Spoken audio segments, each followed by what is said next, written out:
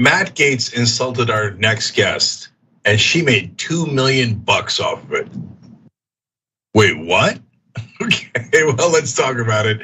Olivia Juliana is a political strategy specialist, and she's at Gen Z for Change. And she did really do that, by the way, but not for herself. We'll explain. Olivia, great to have you here. Thanks for having me. No problem. All right, so look, you've done a lot of amazing things in Texas politics. You also trolled the living crap out of Greg Abbott, which we thoroughly enjoyed. And I want to ask what this Gen Z for Change is, because it sounds pretty good, okay? But first, let's start with, what was Matt Gaetz's insult of you? And how did it come about? Yeah, he went on this very just sexist, fat-phobic rant at a Turning Point Action Summit. And I didn't like that very much. And so I made that very clear on social media. I believe the description he used was that all abortion rights activists were 5'3", 300-something pounds. And I responded and said, actually, I'm 5'11", 6'4" in heels. I wear them to remind small men of your place. And he didn't like that. So he decided an appropriate response would be to tweet out my photograph to his 1.4 million followers, alluding to an article that talked about how this would raise the dander of his political opponents, his speech at the Turning Point Action Summit. So he says dander raised, and that's why you're responding to him. And he's putting in the picture there to try to get his idiot followers to attack you. Very classy by a US congressman, of course. So now talk to me about the jujitsu move you pulled on him to get the $2 million. I had a lot of eyes on me after, he decided that he was going to target me individually. So I decided that I was going to do what I always do, which is put my activism work first. And so I publicly said, because he body shamed me, I would be fundraising for abortion funds in his honor. And it very quickly took off from there. I think within 2 days, we raised $100,000. And then from there, it shot up to 2.2 million within a span of 5 days. Wow. So where'd that money go? That money was split amongst 50 different abortion funds across the country, and it'll be used for access to abortion services, traveling funds, or for getting people access to reproductive health care services they might need that they might not be able to afford themselves. That's amazing. Okay, I got a lot more questions about that and how you guys make this happen and how it goes viral. But speaking of viral, we have a short TikTok video of yours, or at least a portion of one, to show folks. Let's watch.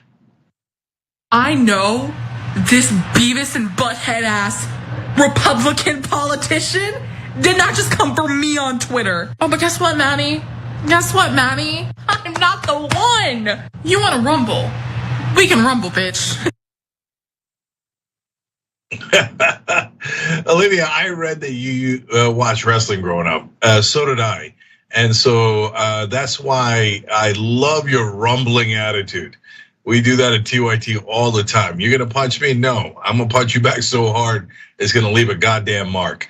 And so now you work with Democrats in Texas, and that is usually not their style. I mean, today on the Young Turks, we did a story about how Mark Kelly, the Republican, I'm sorry, how's that for a Freudian slip? The so-called Democratic senator from Arizona, when asked, hey, you're running against some radicals, he himself is running against a guy who doesn't believe in democracy. And he just went there and said, no, I love my Republican colleagues. I think they're wonderful, et cetera. They're so goddamn soft. So number one, do you get frustrated by that? And two, how do you interact with them and make it productive? I think that I know a lot of the statewide candidates and Democratic candidates here in Texas themselves, and I think that they're kind of starting to understand you have to take this more assertive and dominant and fiery tone that we're not seeing from Democrats across the country. I mean, me specifically, that's just who I am. And so I think we're kind of seeing the tides start to shift, especially here in Texas, with the way that candidates are going about handling things. I mean, especially we've seen so much more passion from Beto O'Rourke, who's our candidate for governor. And I think that's started to become more and more common here in Texas. I can't speak for the rest of the country because I'm not seeing that same kind of spark, but I think here in Texas, we're starting to see it more and more. Yeah, and I think that what's happening, and you correct me if I'm wrong, is that I've seen these guys in the past. They don't have any fight in them. Okay, so now all of a sudden they're fighting back a little bit more. And I've seen in the articles that they're communicating with you guys, not just with you, Olivia, although that's very literal. And you were talking to Beto, he called you out in one of the speeches as a person who's doing it right, et cetera. You're talking to some of the other candidates, but I mean in general, Gen Z.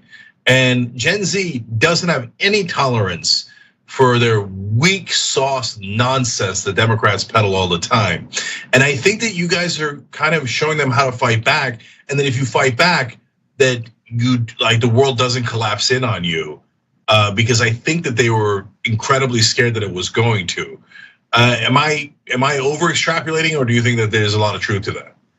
No, I think there's a lot of truth to that. I think that young voters in particular are kind of tired of this wishy-washy attitude we've seen from career politicians for a really long time. I've been working in politics for almost 2 years now, and when candidates ask me, how do I get to young voters? I say, tell the truth. Be honest, be blunt, because I'm just sick of the niceties and the pleasantries. I want you to tell me what your policy stances are and what you're gonna do to make the quality of life of the people in this state better. And if you can't do that, then you might not be the candidate for the job. And I think that's the sentiment that a lot of young people have. And I think that's why we're starting to see more young people get into these spaces, because it's not just us who's tired of hearing these things. I think the general public is tired of hearing these things too. 100%. No, it's just wonderful that they're listening to you guys because you're going viral and it's affecting their power. So that's why all of a sudden their ears have perked up. But otherwise, they wouldn't be courageous if their life depended. I've covered Democrats for a quarter of a century. They're the biggest weaklings you'll ever see, with the potential exception of Lindsey Graham, Ted Cruz, and all the betas on the Republican side. So now, having said that, how do you do it? Right, so you've gone supernova viral a couple of times, and so I'm sure the candidates come and ask you, "My God," it was the same question I'm going to ask: $2 million. Geez, and Lord mercy, how'd you do that? I wish I could tell you. I mean, you just got to have thick skin, and you got to be willing to roll your sleeves up and fight for what you believe in. I think that's why people cared so much, is because I think Matt Gaetz picked me because of my identities. You know, I'm a Mexican, queer, disabled woman living in Texas, of all places. He thought that I would just kind of sit back and take that kind of abuse. And I think that's the way that a lot of Republicans see young people this day and age. But the reality is, we're not fragile, and I'm not fragile. So if you're gonna pick anyone, I think I was definitely the wrong one to pick on, because I don't play these games. I was born and raised in rural Texas. So I think they could have picked someone a little softer to go after. Like maybe Nancy Pelosi or Chuck Schumer or Joe Biden. Okay, so Olivia, I love your attitude. Yes, double down on it. Make sure Democrats are listening, because you're the only hope. You and the next generation is the only hope for Democrats to actually listen. Because when old school guys like us say it, they're like, "Oh, economic populism, telling people that you'll fight for them and for higher wages and healthcare for everyone." Don't be ridiculous. We have to tell people how similar we are to Republicans. You have no idea how frustrating 25 years of that incompetence is. So you're this ray of sunshine that I've been waiting for a long, long time. All right, so speaking of which, now rubber is gonna hit the road, right? Because a lot of corporate Democrats don't want to actually do anything. It's smoke and mirrors. So is that how does Gen Z for Change know that these guys are going to deliver, given a 40-year track record of Democrats never delivering? I think the general consensus that I've heard from a lot of young people is that voting isn't enough. It's not enough to vote for the candidates you like. You have to go out and organize in your communities with either on the ground organizations or nonprofits that are going to provide mutual aid for the people that need it the most. I think that Democrats have done good things in the last 2 years. I wish we could have done more. I wish we had people who were willing to do more. But I think that right now we're in such a pivotal point, especially in states here like Texas, that we just got to focus on getting local candidates elected who want to make our day-to-day lives better. And then we can focus on going from there. Because I think that that's something that a lot of young people are talking about that older Democrats might not be aware of. Yeah, and the younger the candidate is, usually the better. It's not a blanket rule, but it's a pretty good rule of thumb. And the more progressive the candidate, of course, is better. But young people tend to be way more progressive and willing to fight back against the right wing. And as you can tell, those are issues I've got with the Democratic Party. So, Olivia, for folks who don't know, what is Gen Z for Change? Gen Z for Change is a coalition of content creators and activists and organizers from across the country who our main goal is to promote civic engagement amongst young people, but also fight for progressive change for the causes we believe in. We've done a lot of great things in the last few years. We've taken down tip lines. We've fought back against union busting Starbucks corporations. There's a lot of different projects we've done to help people, not just in politics, but also within the labor movement and the abortion rights movement as well. Is there anything that people can do to help? You can visit our website and you can find ways to get involved at genzforchange.org. You can also follow us on social media pages at Gen Z for Change. We constantly have calls to action for people in our community and coalition. And we have a lot of ways that you can get involved and help coming into these midterm elections. Okay, Olivia, I'll ask you the same question I ask politicians these days. Now, if you help Democrats get elected and they don't do what they promised, which is, you could write that one down in stone. Are you then going to push back and say this is not what we argued for, this is not what we fought for, and the reason I ask it is kind of an obnoxious question, but the reason I ask it is because no one ever does follow up, to be honest. But you're a new generation. Yeah, I think there's a big conversation about holding politicians accountable that's more common amongst young people. I mean, me myself. There's Democrats in office right now who I've publicly talked about. I wish we could do more to address the student debt crisis. I wish we could do more to address the immigration crisis that's going on in this country. I specifically called out certain politicians in the past for that, including President Biden.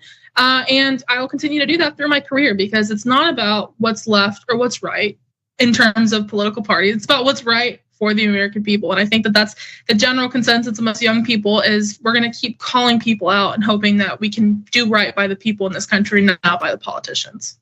All right. That's my sense of it. But I love the fight back you got, Olivia. I love it. Keep it going. Everybody check out genzforchange.org. Thanks for joining us. Appreciate it. Thank you.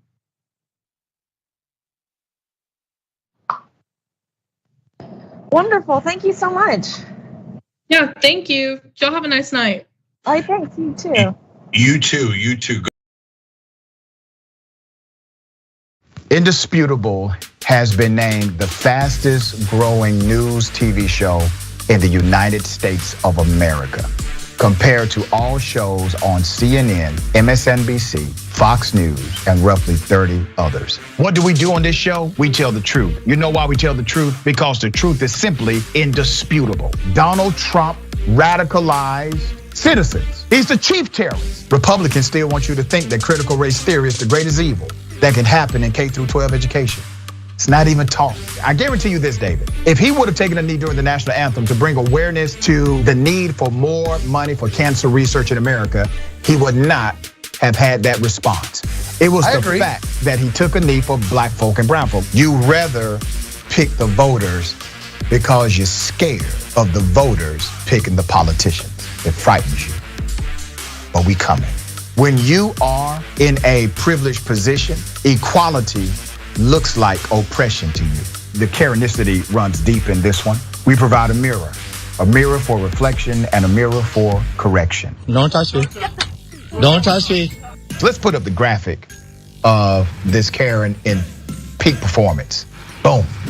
They want anarchy so they can start creating their own rules. Can you share with me some examples? When they were running around during the terrorist attack on January 6th saying, hang Mike Pence. So those are the people I'm talking about. That's a problem, correct? You work for Mike Pence, stand up for the guy. Do not allow the ideology of politics to evaporate the humanity that still exists inside of you. They don't stop, I don't stop. Racism won't stop, I won't stop. Systemic bias won't stop, so I won't stop. People still need health care, so I won't stop. People still need criminal justice systems reformed in this country, so I won't stop. And you won't stop either.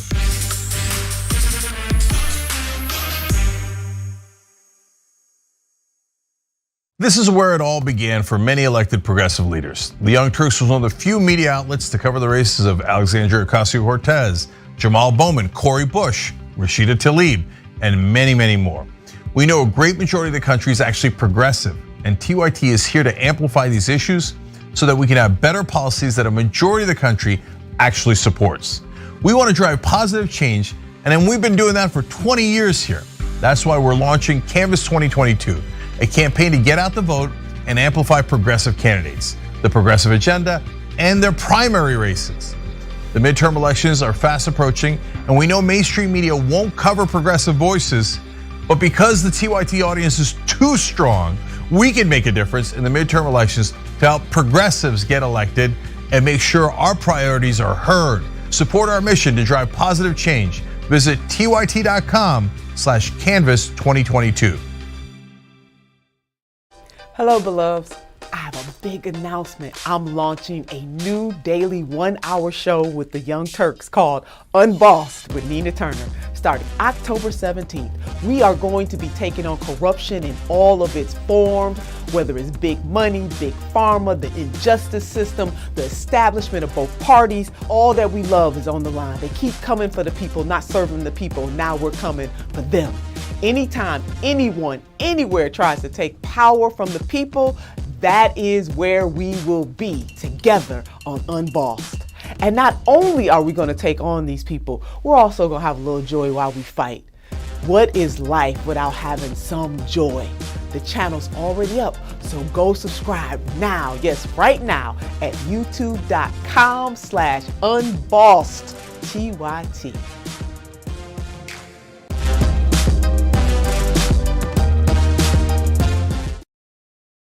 And there's a certain person in the room who says, is this unfair to people who paid their student loans or chose not to take out loans? Is it fair to people who, in fact, do not own multi-billion-dollar businesses if they see what these... The poll book is completely off. Who was it called by? Oh my goodness, all the networks! Dumps. They call them dumps. I came to Tallahassee this morning to file a federal lawsuit challenging Governor DeSantis' blatant... The communications director for Dr. Oz said, if John Fetterman had ever eaten a vegetable in his life, this is the reference to... We are losing our country because of big tech election interference. And I am pleading with the Republican Party to please start taking this issue seriously. Please, because the American people... Have you had this before, Laura? No, I haven't. It's a delicacy. Talking about it. The official drink of America First. Slink. To the hostile takeover of the Republican Party. Absolutely.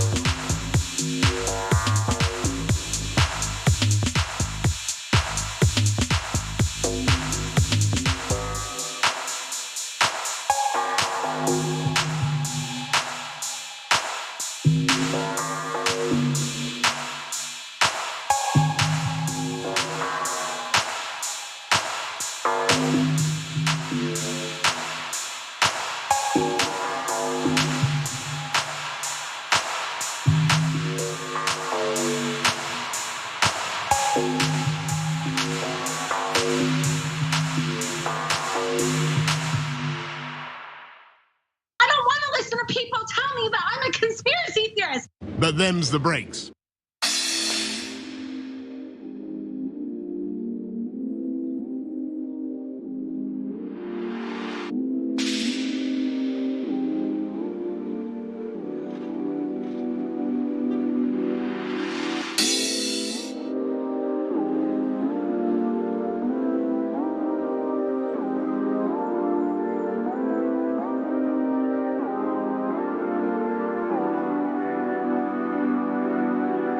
But them's the breaks.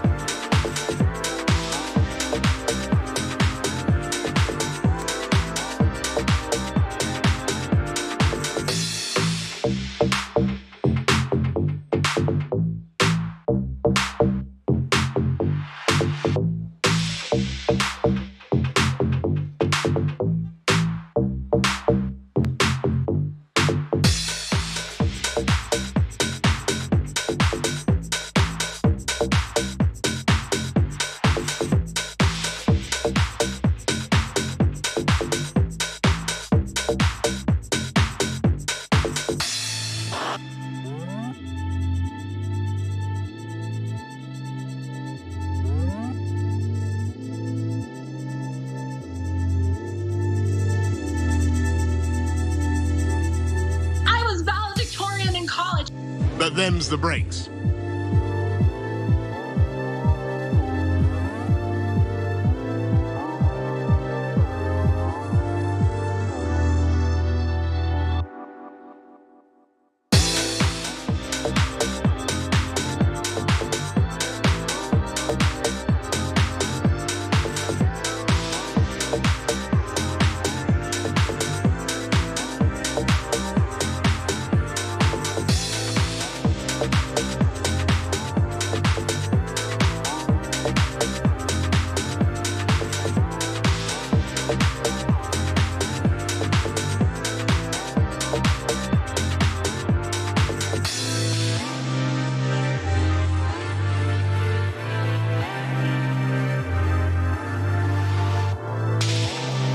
But them's the breaks.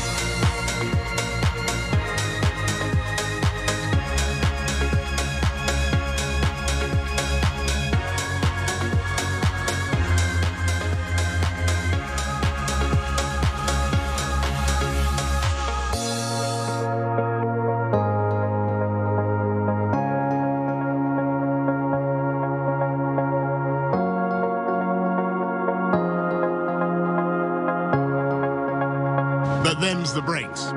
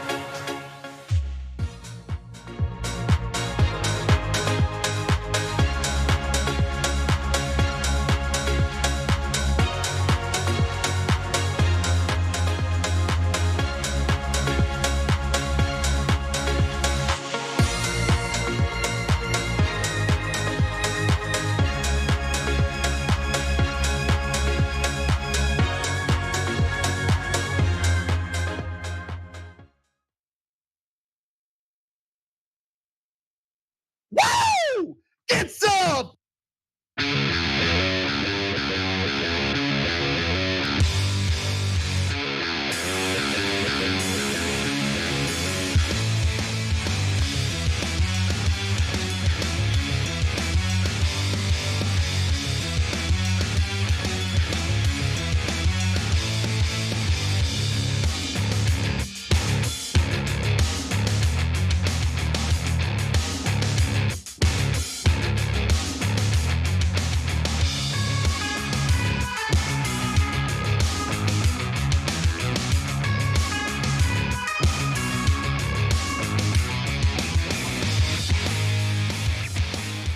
Welcome to TYT. I'm your host, Anna Kasparian, and we have a fantastic show ahead for you today. There's actually a little bit of good news in the news cycle, which is rare to say the least. But of course, we're going to break down Biden's student loan debt forgiveness. What does it entail? Where does it fall short? And where do I see some optimism? We'll get into it. My favorite story of the day is just all of these right-wingers and wealthy corporate media figures just whining about Biden having the audacity to just help ordinary people with their student loan debt. So we'll dunk on them, and more importantly, we'll dismantle their ridiculous argument for why it's allegedly a bad idea to forgive a modest portion of student loan debt. And later in the show, we're gonna have a fantastic interview with a prosecutor from the state of Florida who was retaliated against by Governor Ron DeSantis. In fact, he has been suspended because he took a pledge to refuse to prosecute anyone who is breaking anti-abortion laws in the state of Florida, and he's also refusing to prosecute anyone who's providing gender-affirming care. A bit of an American hero, if you ask me. I love that he signed that pledge, but we'll talk about what his next move is, because he is now pursuing some legal action against Ron DeSantis. We'll see where that's headed. In the second hour, John Iadarola will be joining me to get into some more news, including some lighter stories that I'm looking forward to talking to you about. And in the first hour, let me just jump back to the first hour real quick. We'll talk about Nancy Pelosi blocking an incredibly important bill that would expand Social Security and also prevent it from getting privatized in the future. But before all that, just want to encourage you to like and share the stream. And if you're not a member, you should become one, because we will be having an awesome bonus episode for our members today. tyt.com/join, or just click on that join button if you're watching us on YouTube. Without further ado, let's get into the biggest news story of the day. What's the metaphor for forgiving college debt? It would be like someone who is addicted to heroin, who is going through horrendous withdrawals. And there's a certain person in the room who says, well, only thing we can do to do away with these withdrawals is give them another bump of heroin. You just heard from a Fox News host who, of course, is coping hard with the fact that President Joe Biden today has announced that he will be forgiving a portion of student loan debt. And yes, it'll be means tested. Yes, there are limitations to the amount that will be forgiven. But nonetheless, one of the unexpected benefits of this news is that we get to watch wealthy people cry all over the corporate media. I know that was a Fox News clip, but believe me, it doesn't matter what you're watching, whether it's CNN, MSNBC, network news, all sorts of ridiculous arguments against the one really great thing that Biden has done, okay? And that is forgive student loan debt. I want to give you the details on how he is going to do it. Now, he first made the announcement via Twitter, where he wrote, "In keeping with my campaign promise, my administration is announcing a plan to give working and middle-class families breathing room as they prepare to resume federal student loan payments in January of 2023. So that by itself is already a big announcement, because he is also noting that the repayments of student loans don't start back up until January of 2023. So with the new year, the payments will begin again. So that was a piece of news in and of itself. And in that tweet, he also included this graphic that says that some students will, or some student loan borrowers, I should say, can expect $20,000 to be forgiven if they went to college while receiving Pell Grants, okay? And you only qualify for Pell Grants if there's proof submitted that indicates that you come from a lower income family. So it's a little bit of government assistance, certainly not enough government assistance to prevent students from going into debt, but nonetheless, for students who did not need Pell Grants, they can still qualify for student loan forgiveness to the tune of $10,000, and it will be means tested, as that graphic had noted. So if you're making more than $125,000 a year, you will not qualify. But there are other pretty surprising goodies in this announcement, and we'll learn more details in the coming days. But the Department of Education will announce details on how borrowers can claim this relief. They have to apply for it, so it's not some automatic program.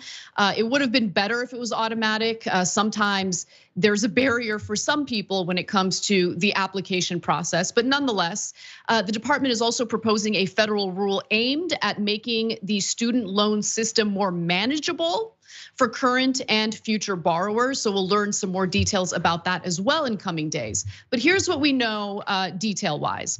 The proposed rule would change income-based repayment for student loans, cutting in half the amount borrowers would have to pay each month on their undergraduate loans, while borrowers with both undergraduate and graduate loans will pay a weighted average rate. So the proposal would also, and I think this part's really important, okay? The proposal would also raise the amount of income that is considered non-discretionary income and therefore protected from repayment. And it would forgive loan balances after 10 years of payments rather than 20 years under many income-driven repayment plans for borrowers with original loan balances of $12,000 or less, the department said. So the $12,000 or less, that limitation is concerning, but I do like the fact that they have made the repayment program a lot easier for these students. The debt forgiveness after 10 years is good news as well.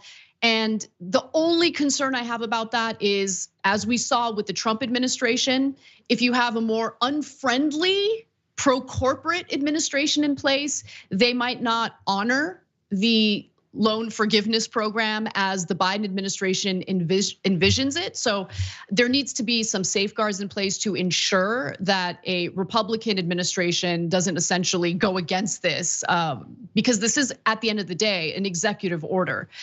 He's doing this through executive action. This is not something that was done through Congress. And just like with the DACA program under Obama, you can have someone like Trump come in and essentially reverse the program through an executive order. Because again, if it's done through executive order, it's easier for an incoming administration to essentially reverse it. And I am concerned about that, but just something to keep in mind. The other thing to keep in mind is if you do manage to benefit from this announcement and you do get $10,000 or $20,000 in student loans forgiven, just keep in mind that it is likely, very likely, that you will have to pay income taxes on that forgiven amount, okay? So something to keep in mind as you plan ahead and plan for your annual tax filing. Now, it's important to remember that while everyone is demanding more in student loan forgiveness, and I certainly would have loved to see that, to be fair to Biden, he was always honest about what he wanted to do on the campaign trail. So on the campaign trail, Biden called for immediately canceling a minimum of $10,000 in student loan debt per person as a response to the pandemic, as well as forgiving, this he didn't do, as well as forgiving all undergraduate tuition-related federal student debt from 2- and 4-year public colleges and universities for those borrowers earning up to $125,000 a year. So what I would like to see moving forward is more than just a Band-Aid when it comes to the very real problem that we're seeing with higher education in this country. It's become incredibly unaffordable, unattainable. There are less young people even considering college today because they don't want to dig themselves into a massive hole of debt that they can't discharge in a bankruptcy. So I would really like to see more of a systemic solution that gives students a more affordable option. And a good way to do that is to go back to what we used to have in this country when we had free public colleges. Right? You want to pay for a private college? Do you, boo? That's up to you. But when it comes to public colleges and universities, I really do think they should be tuition free. We need to have a system in place where everyone, regardless of what their socioeconomic status is, has the ability to get a higher education. Because at the end of the day, we all know that someone with a college degree is very likely to earn more money through their career compared to an individual who did not get a college degree. So I want that opportunity to be afforded for everyone. And this is something that is going to provide some relief for now. But remember, we're already dealing with $1.4 trillion in federal student loan debt. So this is gonna cut that down a little bit. But in a few years, we'll be right back to where we were today, right? And so, or where we were before Biden decided to do a little bit of debt forgiveness. It doesn't solve the problem. It's a bit of a Band-Aid, to be honest. And I would like to see, again, a change in how this system works. So there is an option for people to go to college without having to take out any debt at all, or very little debt, if any. So this is also just kicking the can down the road. There is currently $1.6 trillion of outstanding federal student loan debt. The amount of outstanding debt would return to that level in just 4 years after $10,000 per borrower was canceled. And that's according to the Committee for a Responsible Federal Budget. And prior to the announcement, Biden had also forgiven tens of billions of dollars in student loans for students who had been defrauded from for-profit colleges. So those were the DeVry's, the ITT Techs, the Corinthians colleges. He has forgiven about $32 billion in federal student loans for students who had gone to these types of institutions.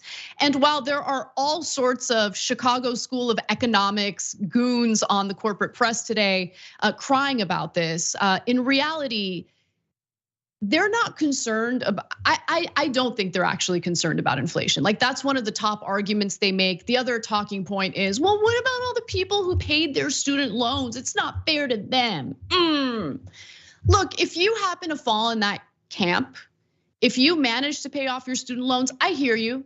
I'm sure you worked really, really hard to do it, but you got through it. And right now, there are a ton of people in this country who are struggling because of that unbearable debt looming over them, debt that they cannot discharge, debt that's holding them back from just doing basic things that older generations were able to do once they were adults. Things like buying homes, being able to have children. There are things that people want to do that they can't engage in because of the economic burden associated with insanely high tuition, which of course translates to insanely high student loan debt.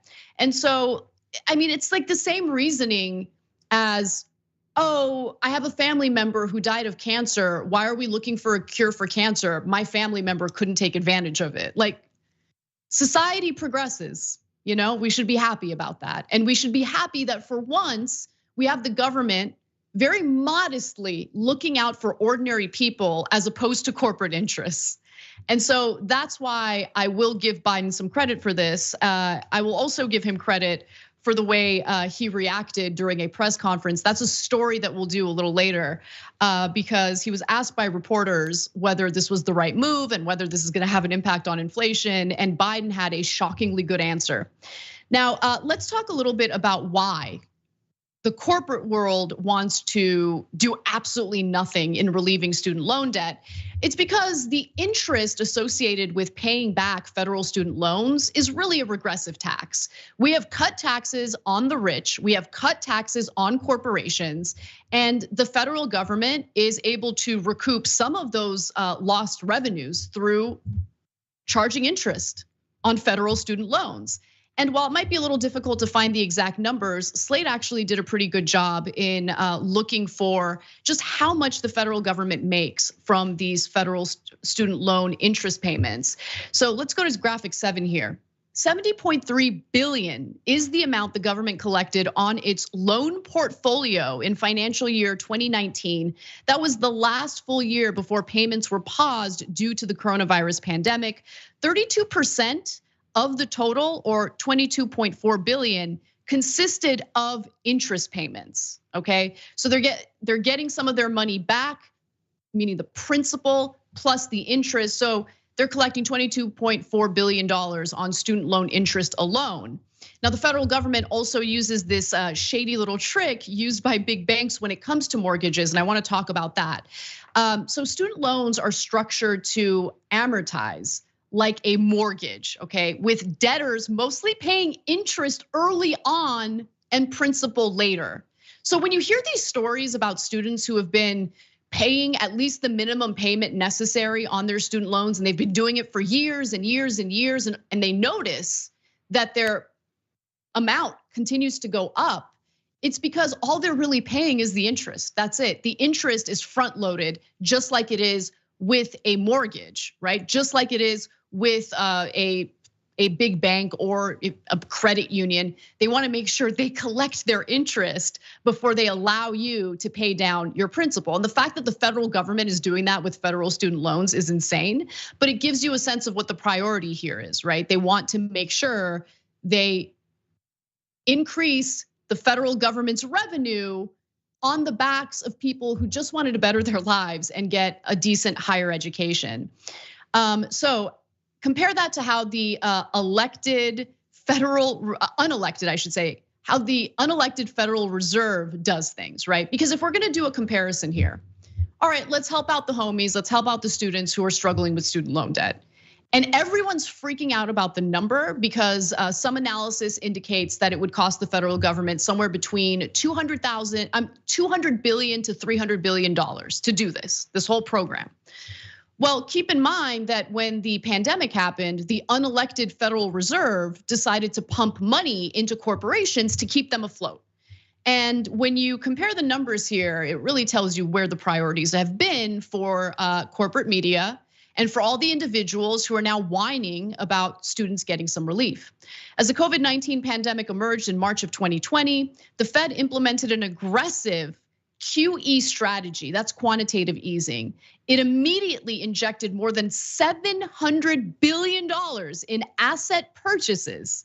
In June of 2020, it implemented an ongoing QE program to purchase 120 billion of bonds per month, 80 billion in US Treasury securities and 40 billion in mortgage-backed securities. That program continued until the Fed started tapering its purchases in December of 2021. So when it comes to helping out corporations, when it comes to essentially buying assets, the Federal Reserve buying assets to keep these companies afloat, even to the tune of $700 billion in the very beginning of the pandemic, you really get a sense of what the commentary that we're hearing today is really about. I mean, there was no pushback about what the Fed had done with quantitative easing. So much pushback when it comes to, again, a mere 10 to 20,000 getting forgiven in student loan debt per student loan borrower, assuming they're making less than $125,000 a year.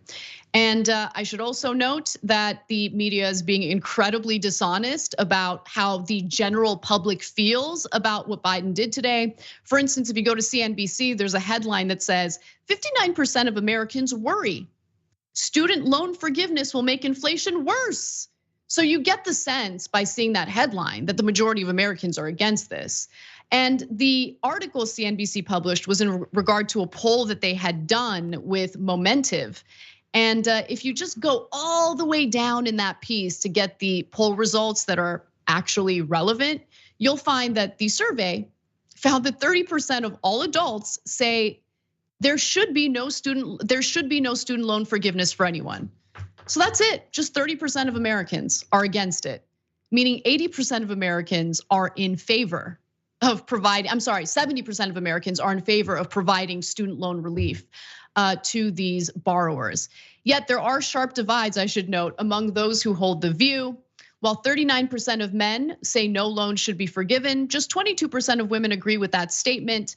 Only 19% of adults between 18 and 34 say no loans should be forgiven versus 39% over the age of 65. And those results aren't really that shocking when you consider that the people who are impacted the most by these insane tuition costs and the student loan debt are young people.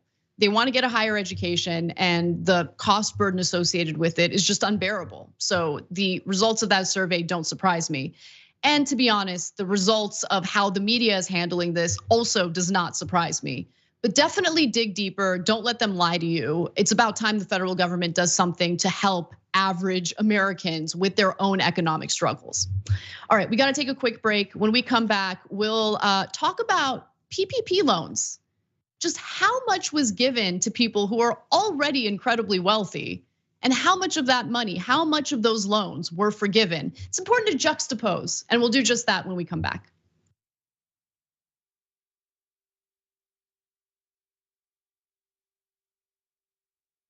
I'm old enough that I remember when Captain Crunch put the berries in it. Yay, crunch berries! And I was like, ooh, the fake berries. Remember? We're gonna try that. We did a story back in the day about how a woman sued, I don't know, General Mills. She'd been eating it for 4 years, Right. believing that it was actual berries. Yeah. She's like, these aren't real berries at all. I'm like, I got news for you. Captain Crunch isn't really a captain or a person. Joining me now, legendary whistleblower and American hero, Edward Snowden. First question is, hey, where are you? I'm in my apartment in Moscow. All of a sudden, in the studio, Jim Gaffigan, everybody. Mental illness is, completely undiagnosed in our society. It's not about a particular administration. It's about a broken system of power, and through that, really, the instrumentalization of a system of not justice, but injustice. People understand whether they claim to deny climate change or not. Our collective house is in crisis. We're also dealing with the legacy of 40 years of economic policies that have made people's lives more precarious. Sometimes you got to force people into their humanity. Sometimes you have to shake people into empathy. Senator Elizabeth Warren joins us in the studio. Healthcare is a basic human right, and we are fighting for basic human rights. In order to actually achieve that vision of everyone having access to the same resources and getting to determine the outcome of their life, we have a lot of work to do, and it needs to start right now. Here's something you may not know. When you deposit your money in a big bank, it doesn't just sit, safe and secure, in a vault. Instead, your money could end up building oil pipelines, mining for coal, or drilling in the Arctic. So if you're concerned about the planet, give your money something good to do. Make the move to green with Aspiration's fossil fuel-free account and join the thousands each week who are switching to save their dollars and save the planet at the same time. Welcome to the Damage Report. I'm John Idarola. This is gonna be a big one. What Donald Trump has done as president has cut taxes for the wealthy and made life better for rich people. But he's made life worse for poor people. We're making America great again by throwing more money at the military to destroy other countries because that makes us great instead of investing it in ourselves. That it's Donald Trump and it's Stephen Miller. The choosing is based on wanting to create cruel and inhumane conditions to scare other people away from ever coming to the United States. The opportunity to make money off of tragedy is the American way. There's only one place to put garbage people: in the trash. We've never had so much access to so much information with so little idea of what the hell is going on. What does enforcing our borders have to do with traumatizing children? Absolutely nothing. I think a sane person could say the current situation we have right now is radical. But what we're doing is literally making the world more like hell. That's a warning sign.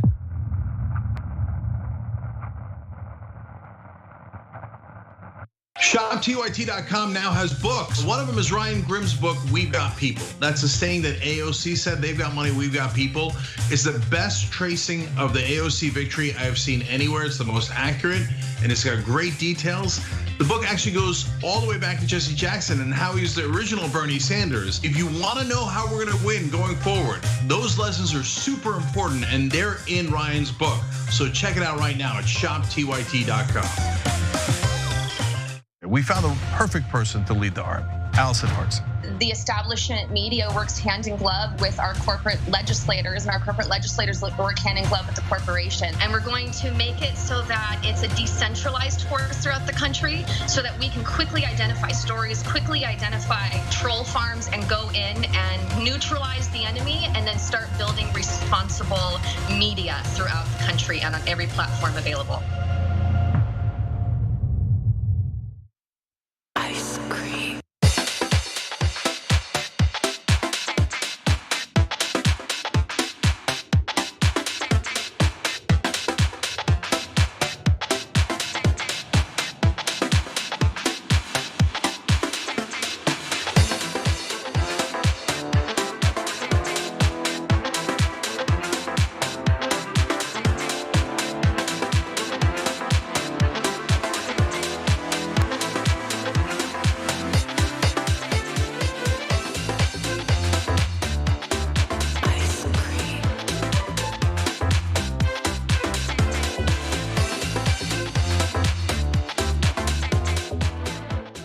Welcome back to the show. We have a fantastic interview for you right now. And before we get to that, I want to set it up and give you an update on what's transpiring in the state of Florida.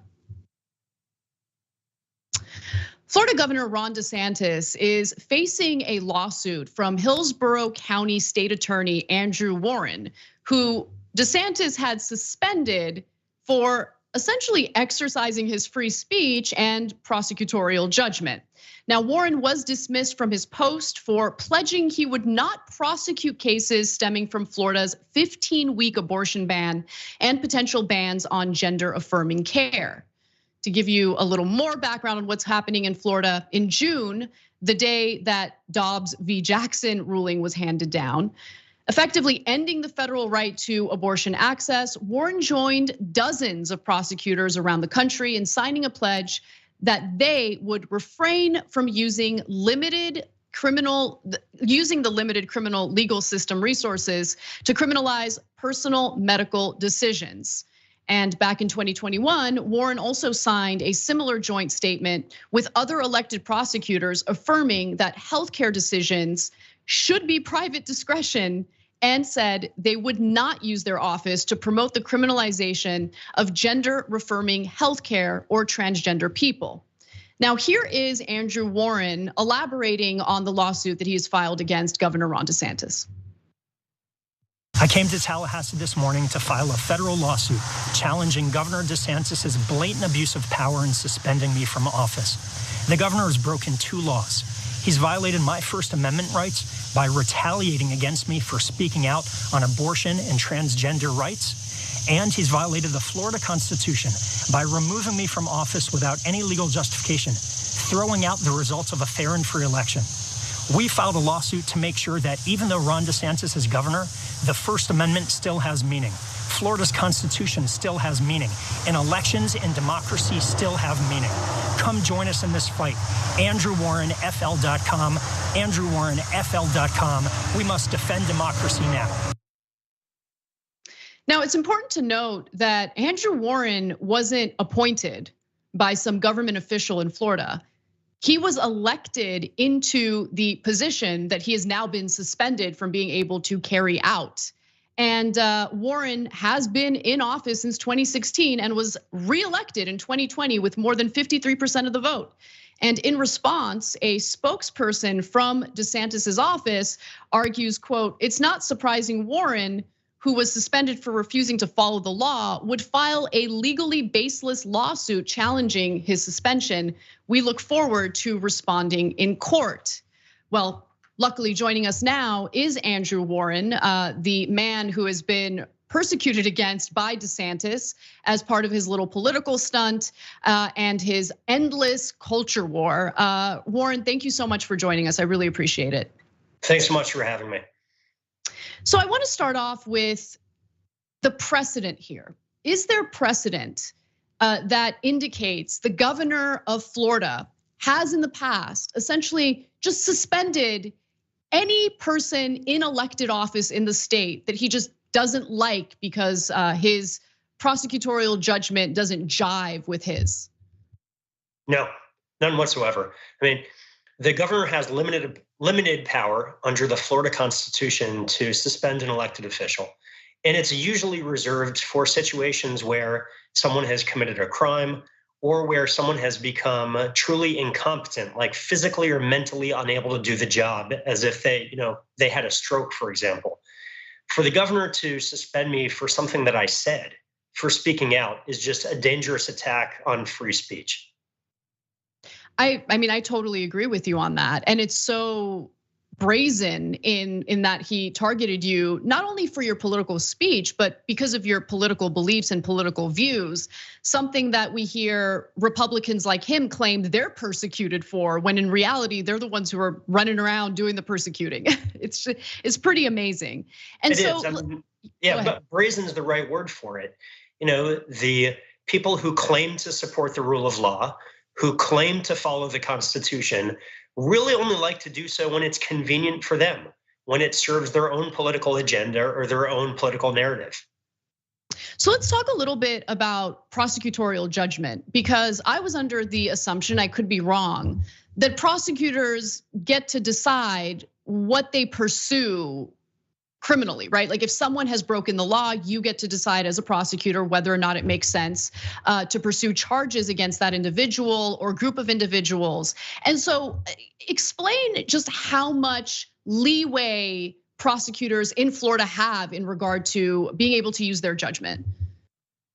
Well, the prosecutors have absolute discretion to do their jobs. And that's the language that the Supreme Court has used in describing our authority. And it's not that prosecutors should be deciding, what laws they're going to enforce or not enforce.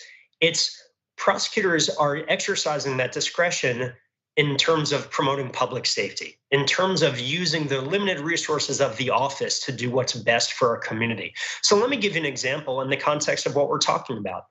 In a situation where we have a rape victim who needs to have an abortion and ends up having an abortion, and it's after the 15-week ban. And we'll just to pause for a moment, the 15-week ban, by the way, that was passed by Florida has been held unconstitutional in the state of Florida. Totally separate conversation about my willingness or lack thereof to enforce a law that's unconstitutional. But just to go back to the example of discretion, in a situation where we're prosecuting we're prosecuting the rapist, and now the governor wants me to prosecute the rape victim because she had an abortion after it's too late.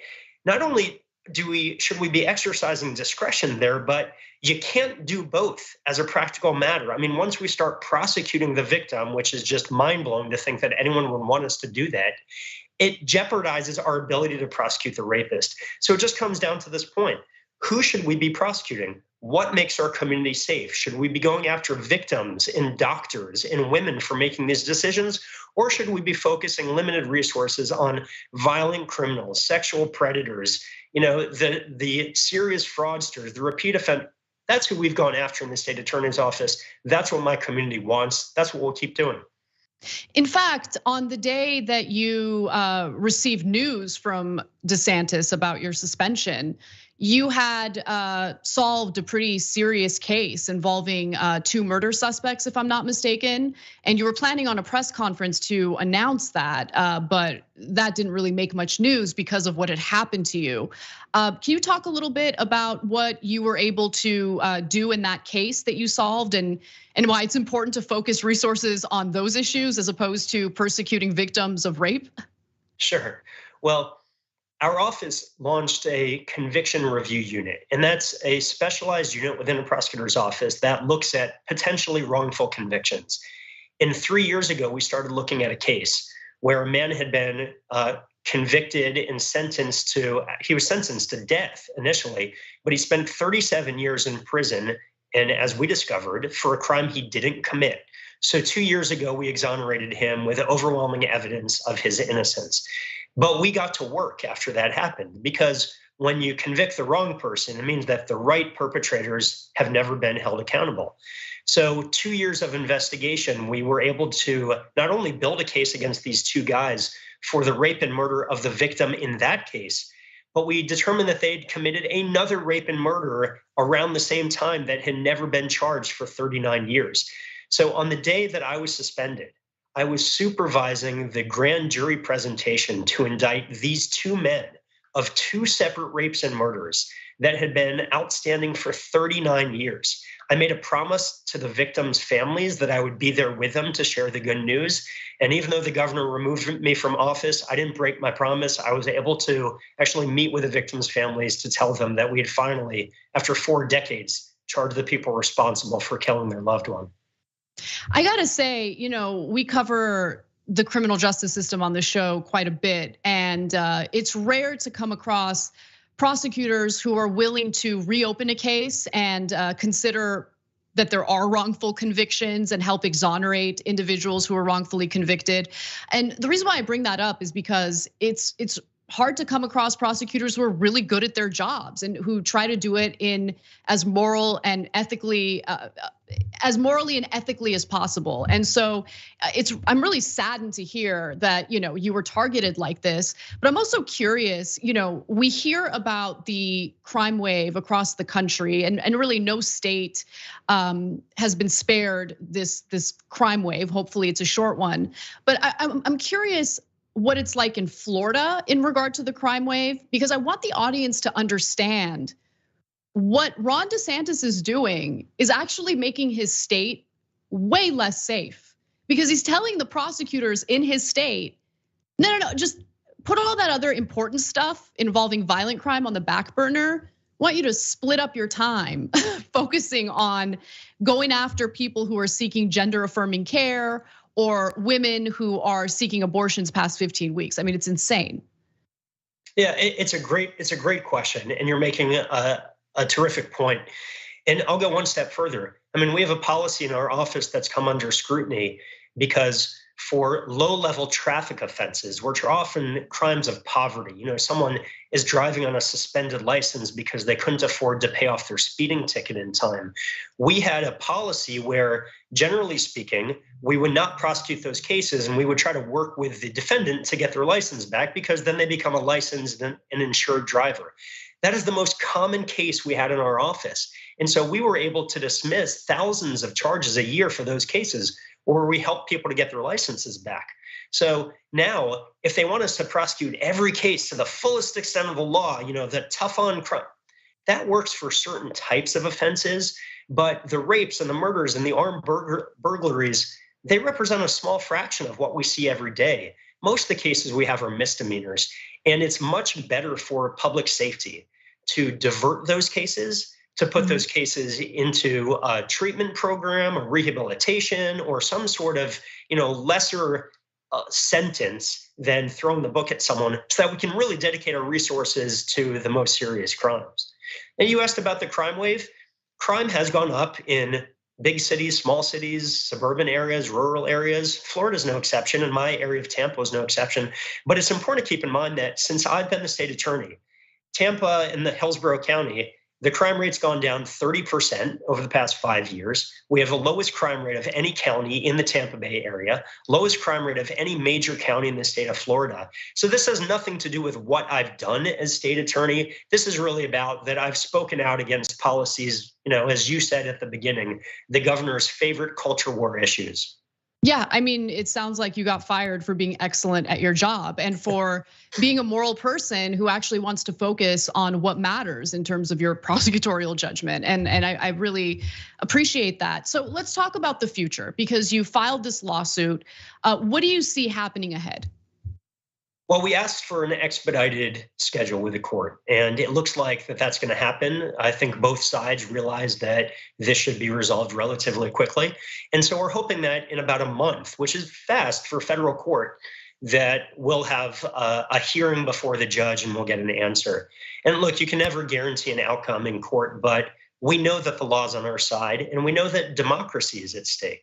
This is so much more about than me. This is about more than one elected official being suspended. This is a fight for the integrity of our elections in the state. And if the governor can suspend an elected official on a whim and replace that person with whoever he wants, what's the point of having elections? What's left of our democracy? And who did he replace you with? Because remember, I mean, you were elected into the position that you were serving. The people elected you into that position. Whereas now, since you've been suspended, the governor gets to appoint your replacement. Talk about who that replacement was. The governor appointed someone who had been a judge for a short period of time in the county, who I think fits the governor's profile for who we'd want as a prosecutor. Federalist society, conservative, and look, this isn't really about her. But it is about the fact that in my 2020 election, I received 370,000 votes in Hillsborough County. That's 140,000 more votes than the governor received in Hillsborough County in his last election. So someone who got way fewer votes than I did is taking me out of office and putting someone into office who's never received one vote for any position in her entire life. That's not how democracy works. Even when I'm talking with my elementary school age daughter about this, she's really confused. She's like, but you won the election. Isn't that democracy? Yeah, that's democracy, or at least it's supposed to be. Yeah, I'm getting the sense that kids are starting to learn younger and younger that our systems aren't all that they're cracked up to be. Some of the whitewashing that we get in our history lessons can easily be erased through just living in reality a little bit. And I hate that your daughter gets to experience that so early on in her life. But I'm really, really proud of what you did here, because you're speaking truth to power. And I think you're using the best judgment in wanting to focus resources and attention on crimes that actually victimize people. And I hope that you win. We need more prosecutors like you who actually think about these things thoroughly, and you don't want to cause more pain and suffering to people. So more power to you, and I hope you come back on to give us an update. Stay strong. I'd be happy to. Thanks so much for having me. Thank you. Have a good one. You too. All right, everyone, we're gonna take a brief break. And when we come back, we're gonna jump right back to the student loan debt discussion. We'll talk about what certain individuals are saying in regard to how this is so wrong, so unfair. We'll debunk their arguments and more coming right up. Ice cream.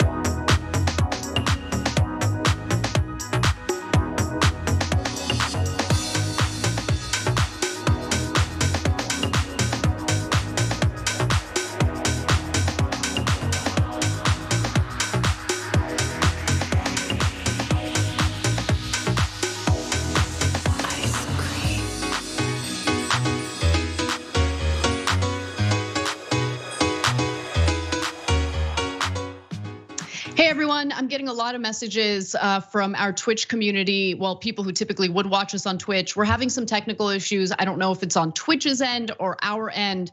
So if you happen to be watching this on a different platform, just want to give you our apologies. Let's go to our member comments, starting with Lieutenant Mac McGee. Yeah, okay, happy Ice Cream Wednesday all. Thank you, even though I don't see any ice cream in my near future. We're all working from home today. We've got Funkin' for Fun, who says, not enough cheese in the world to go with the right wing wine today. Absolutely, but it's not just the right wing. I mean, I see a lot of corporate Democrats speaking out against what Biden did today, and it's just so gross to see it. Jesus, how little can Biden offer and still get kudos from the press? That's the handle from our member, and the comment is, first, the Inflation Reduction Act, and now $10,000 pittance tossed into the student loan dumpster fire. This is not a partial solution. It's another, here's some crumbs, now get back to work, end game. Look, if it was just the $10,000 or $20,000 forgiveness, I would agree with you. But I think what's far more important is the repayment restructuring, which is gonna add a lot more money in the pockets of student loan borrowers, and the fact that after 10 years, it'll get forgiven. Now, it doesn't apply to all borrowers. Obviously, there's means testing involved in that regard as well, but it's gonna offer a lot of relief. And to be fair to Biden, I guess, and I'm usually not very nice to Biden, let's just keep it real, okay? This is what he said he was gonna do. So I was irritated with him because I'm like, you said you would cancel $10,000 in student loan debt, which isn't even much. So why don't you just do it? And he hadn't done it, and that was what was frustrating me. But he's always been honest, at least, about only wanting to forgive $10,000, and it's going to be $20,000 for student loan borrowers who also got Pell Grants while they were going to school. So the number's a little higher for some people. But I hear what you're saying. I mean, obviously, I would like to see all federal student loans canceled. Lou B writes in and says, Jesus, how little, oh, I'm sorry. That's the same comment. Okay, let's move on. Mickey C, the silver-haired dragon says, let's remind all those whining and crying about forgiving all student loans that big corporations received.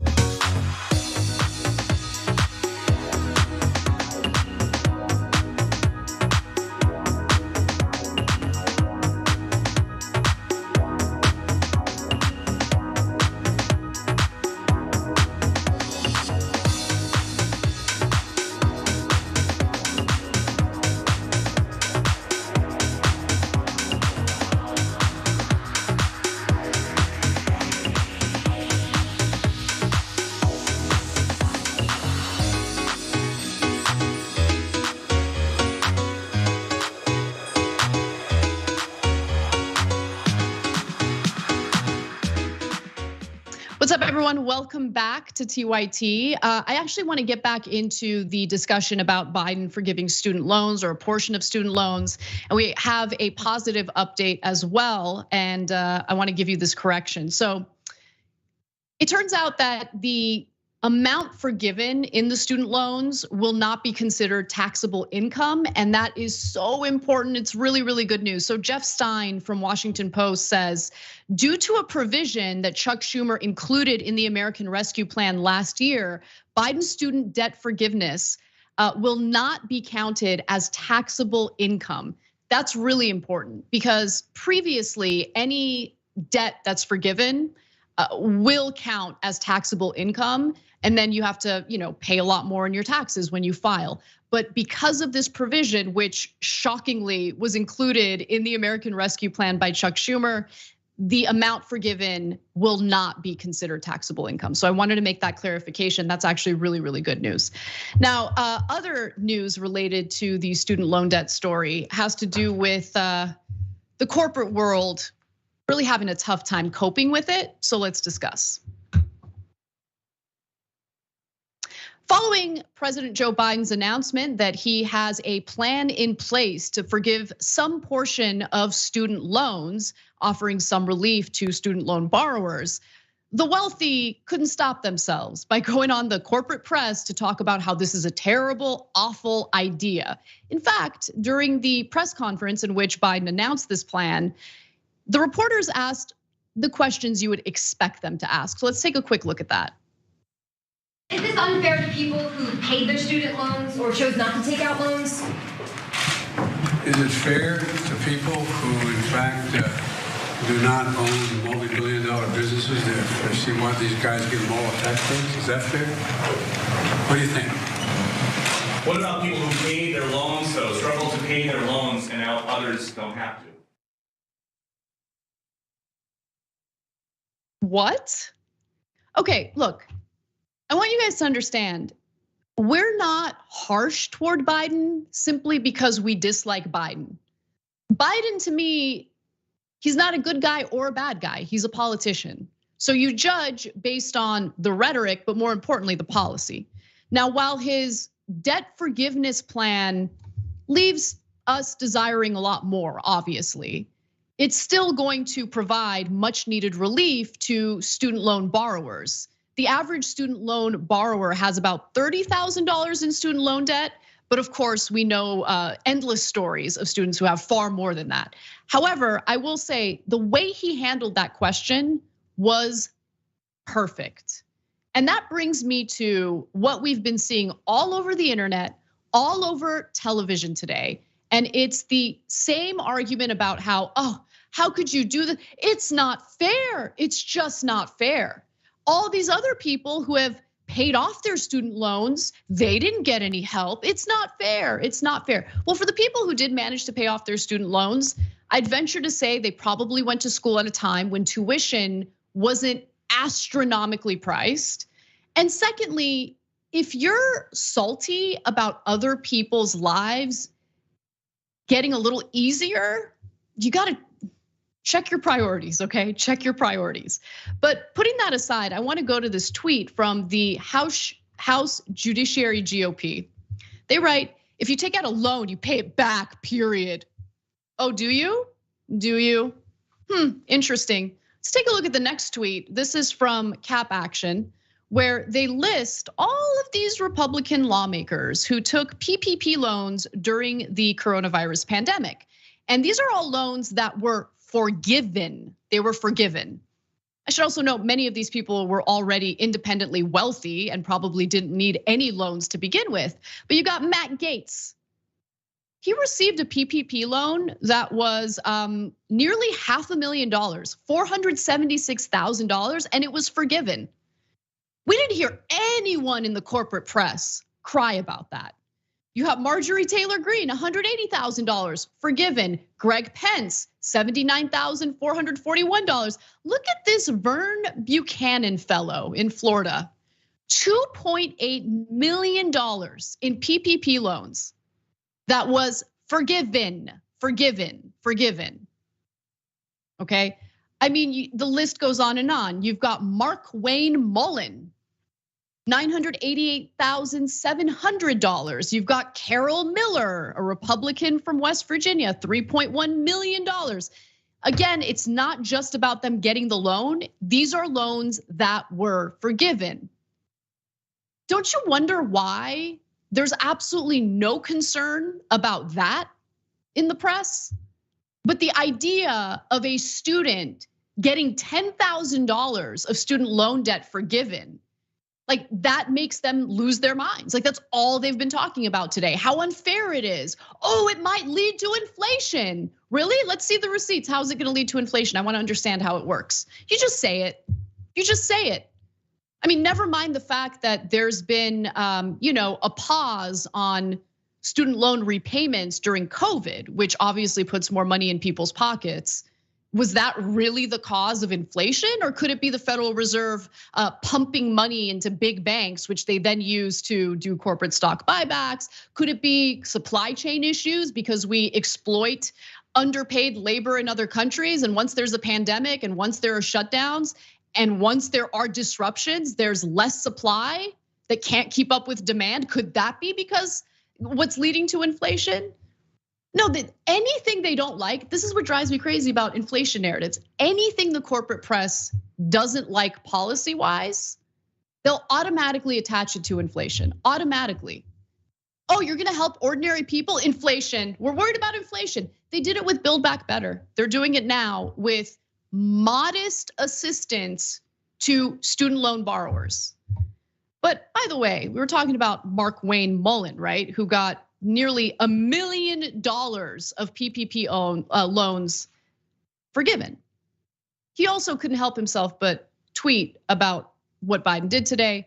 He writes, we do not need farmers and ranchers, small business owners, and teachers in Oklahoma paying the debts of Ivy League lawyers and doctors across the United States.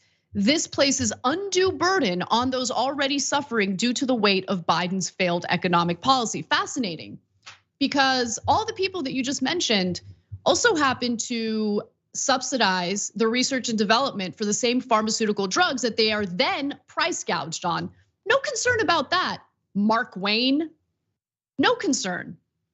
No worries about that at all. I would argue that's a failed economic policy that you support, but you don't talk about it. No one talks about it. Drives me crazy. Let's go to Steven Crowder.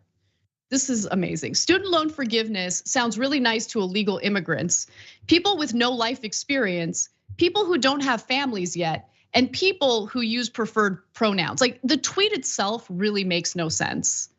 So are you alleging that undocumented immigrants are applying for federal loans? And also people who don't have families yet.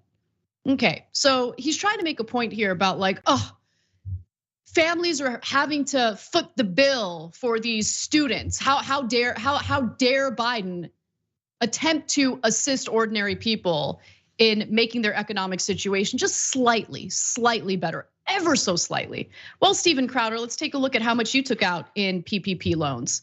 Oh wow, took out $70,445, and the amount forgiven, I'm not really sure how it works out this way, but $71,208. I'm guessing the interest was included. Yes, includes any accrued interest. So, hey, I'm pretty sure Steven Crowder's doing real well. I'm trying to understand how he was impacted by the coronavirus pandemic. I mean, he's able to work from a studio. He doesn't have to be out and about. He's not a frontline worker. He's not a grocery store worker. He's not an essential worker, that's for sure. He's not even an essential part of the media. But he got $70,000 in PPP loans, and it was all forgiven. So he should be a man of his word and pay every dollar back to the US taxpayer. 70% of Americans who were recently polled on forgiving student loan debt were in favor of forgiving student loan debt. That's the majority of the country. Because guess what? The majority of the country who are not represented by corporate media or rich right-wingers on YouTube understand the pain, they understand the suffering, and they want to help their fellow Americans out. I would venture to say that's actual patriotism.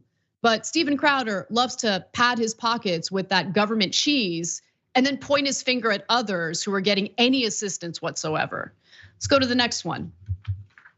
I like this graphic. It was shared by Ken Klippenstein, and it gives you a sense of all the wealthy people who were able to get PPP loans. Now, not all of them were forgiven, but Jared Kushner, who got his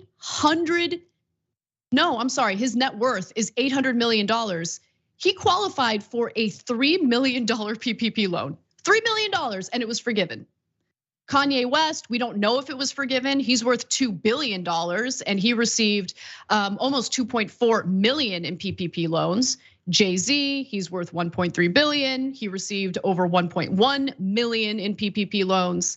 Then you've got Diddy, who's worth 900 million. He received nearly $2 million in PPP loans, and they were forgiven. Same with Paul Pelosi, notorious alleged insider trader, because his wife, Nancy Pelosi, is a member of Congress who's privy to insider information that they could, of course, trade stocks on. Homeboy's worth a lot of money, $120 million. He received a PPP loan to the tune of 1.7 million, and that was forgiven. Same with Khloe Kardashian. She received a $1.2 million PPP loan, forgiven. I mean, you guys see what I'm trying to get at here? Please spare me the concerns about the lack of fairness in giving people a little bit of money. And by the way, not even giving them money, just forgiving a small portion of their student loans. That's it, that's all it is. I mean, we're not talking about all federal student loans getting forgiven. We're talking about a means-tested program. No one qualifies for it if they're making $125,000 a year or more. And the most a borrower can expect from what Biden announced today is $20,000 in debt forgiveness, that's it. But they look at that and they think, no, this is an unacceptable redistribution of wealth. No, people who make that argument are just garbage. They really are. And anyone who buys into it is watching way too many right-wingers on YouTube who love the government cheese. Again, let me reiterate. And also watching too much corporate media that's fear-mongering about inflation. No, forgiving $10,000 to $20,000 in student loan debt for borrowers is not what's gonna cause inflation. It's not what's causing inflation. There's corporate greed associated with why we're seeing inflation. There are supply chain issues. And of course, the Federal Reserve pumping money into banks and corporations that also had a lot to do with inflation. But you never get the full story, because at the end of the day, the elite love to point fingers at ordinary people who are already facing a significant disadvantage with a government that doesn't represent them, with press that doesn't represent them, and an economic system that constantly puts them and their needs in the back burner. That's the reality of the situation. All right. We are out of time for the first hour, which is depressing. But we got to take a break. When we come back, John Iadarola will join me for some more news, including some fascinating statistics about what's going down in the housing market. Come right back. Colonel Miller.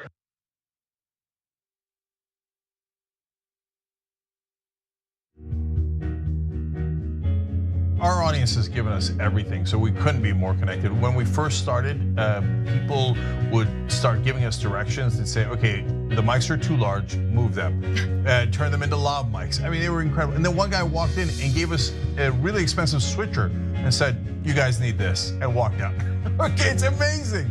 They helped us build a studio. They did a $2 million funding campaign for us. And so they really are us. We do this show together to the point where some of our hosts are even former listeners. So when we say that the audience is part of TYT, we really mean it.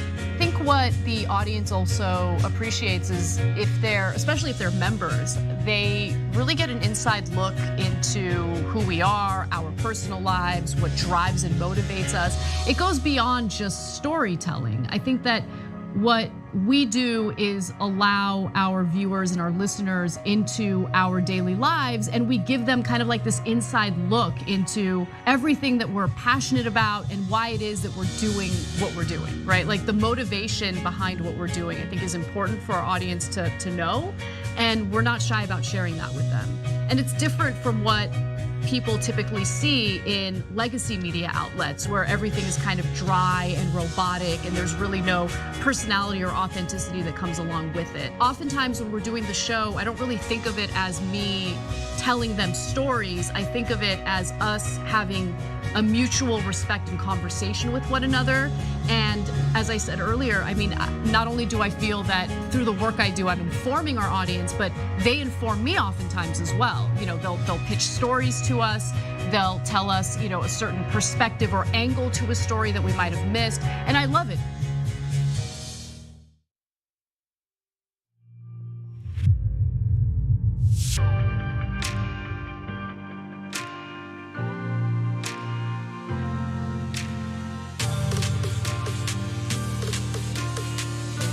I don't care that you're a Christian. I don't care what the Bible says. I feel like it's a clown show, like sitting here trying to decipher what your little mythical book has to say about these very real political issues. I don't care if you're Christian. In fact, I will fight for you to have your religious liberty and practice your Christianity.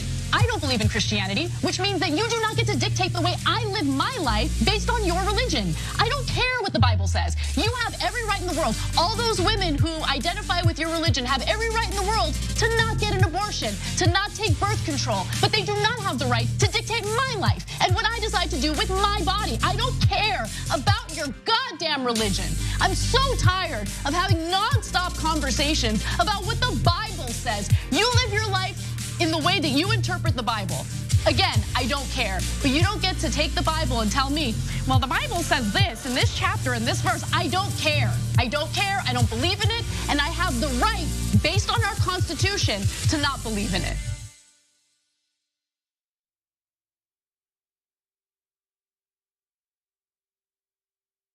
Hi, I'm Bartholomew Joseph Kyle. I do audio for the main show, the Young Turks. I also do audio for Post Game. I started in 2006. I met Cenk Uygur at the Iraq for Sale screening that was directed by Robert Greenwald. And watching that, I want to figure out a way to be part of something that's genuine and authentic. Sure, John Wardarola. Sure, Emma Warda Vigland. Ice cream.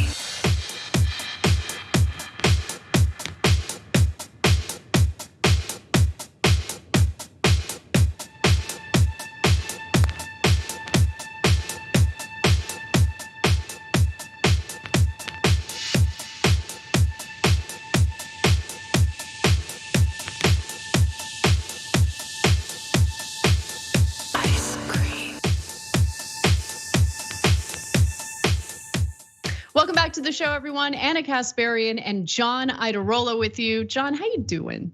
I'm glad to be back. How's it going? We're really glad to have you back. It's going well. It's going well. Hanging in there. Looking forward to doing the second hour with you. And it turns out a lot of people watching live are also looking forward to your return to the program. In fact, Le Dragon Francois writes in and says, John, Anna, I don't get to watch your shows live much anymore, but I still watch every day. I love you guys and the truth you bring to the world. Well, Le Dragon Francois, thank you for writing in. We really appreciate you. We also have Cindy who writes in and says, I got ice cream just for the post game and Twitch is down. So I'm gonna eat it now. Here's $5 to help fix Twitch. I don't know what's going on with our Twitch stream. Again, I don't know if it's on our side or something going on with Twitch. I think it's apologies. Twitch. Oh, it is Twitch. That feels I believe really it good. is actually Twitch. All right, nice. Twitch or Mike, one of those It's usually two. us. So Mike, it feels honestly. good that it's them. Anyway, so hopefully that'll get back up soon. But for now, why don't we get to a fascinating story about the housing industry? Because it turns out that a lot of people regret buying homes. Amidst high or record high housing costs across the country, the vast majority of recent home buyers have a lot of remorse over the fact that they decided to buy a house, probably because they likely purchased their home at the very top of the market.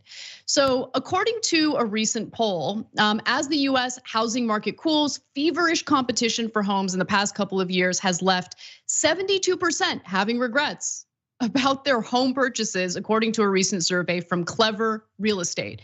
72% is a clear majority of recent home buyers. And you can understand why. First of all, buying a home is not, or owning a home is not as easy as people think it is. Usually everything breaks as soon as you move in. It's very costly. And if you bought something at the top of the market, and considering how expensive housing has been, people probably don't have as much, disposable income to spend on upgrading their home or, remodeling it or fixing what's broken. But we should take a look at who's making up the majority of new home buyers. And unsurprisingly, it is millennials, 66%. Gen Z, ballin'. 16% of Gen Zers are ballin'. I don't know how they managed to buy homes that young, but nonetheless, I'm guessing it has to be the crypto people. I can't think of any other way. And then 18% of home buyers recently were boomers. So let's talk a little bit about what's going on and what they're regretting, because I just find the results of this poll, or the survey, I should say, really interesting. So first timers paid a median of $510,000 for a home in the 2021 to 2022 year.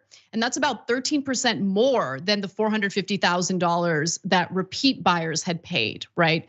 So the reasoning that the researchers had for the individuals having regrets does make sense. The number one reason for the buyer's remorse, 30% of respondents said they spent too much money. The second most common regret was rushing the home buying process, with 30% saying their purchase decision was rushed and 26% indicating they bought too quickly. And then finally, just one more graphic before I go to you, John, 31% of the buyers said that they paid over asking price. The median amount paid over the listing was $65,000, because there were bidding wars. There's limited inventory, people really want to buy a home, and they engage in these bidding wars, which usually result in the closing price being more than what the asking price was. So John, what do you think about all this? I think it's a mess. Also, I mean, look, in the same way that you dove into what those polls about student loan forgiveness mean, having regrets isn't necessarily the same as if I could press a button and reverse it, I would. I mean, I think it's very reasonable to have mixed feelings about something that costs more than $500,000, I think. But a lot of people might now feel locked into it. Hopefully they're a little bit more protected from some sort of catastrophic loss of their home, as we've seen in past housing collapses. But it's complicated. And honestly, I feel bad for everyone at every step of the process. So yes, if you bought during that really hot period, then you probably paid a lot more than you might even now for the same home, because prices have gone down a little bit over the last 6 months. but the interest rate has gone up fairly significantly from that period. So you might save a little bit of money now, but you're probably gonna pay more in interest over time. Plus, if you bought then, that in theory, you won't, like, as opposed to staying in a rental, we know that rental prices have gone up dramatically in a lot of markets.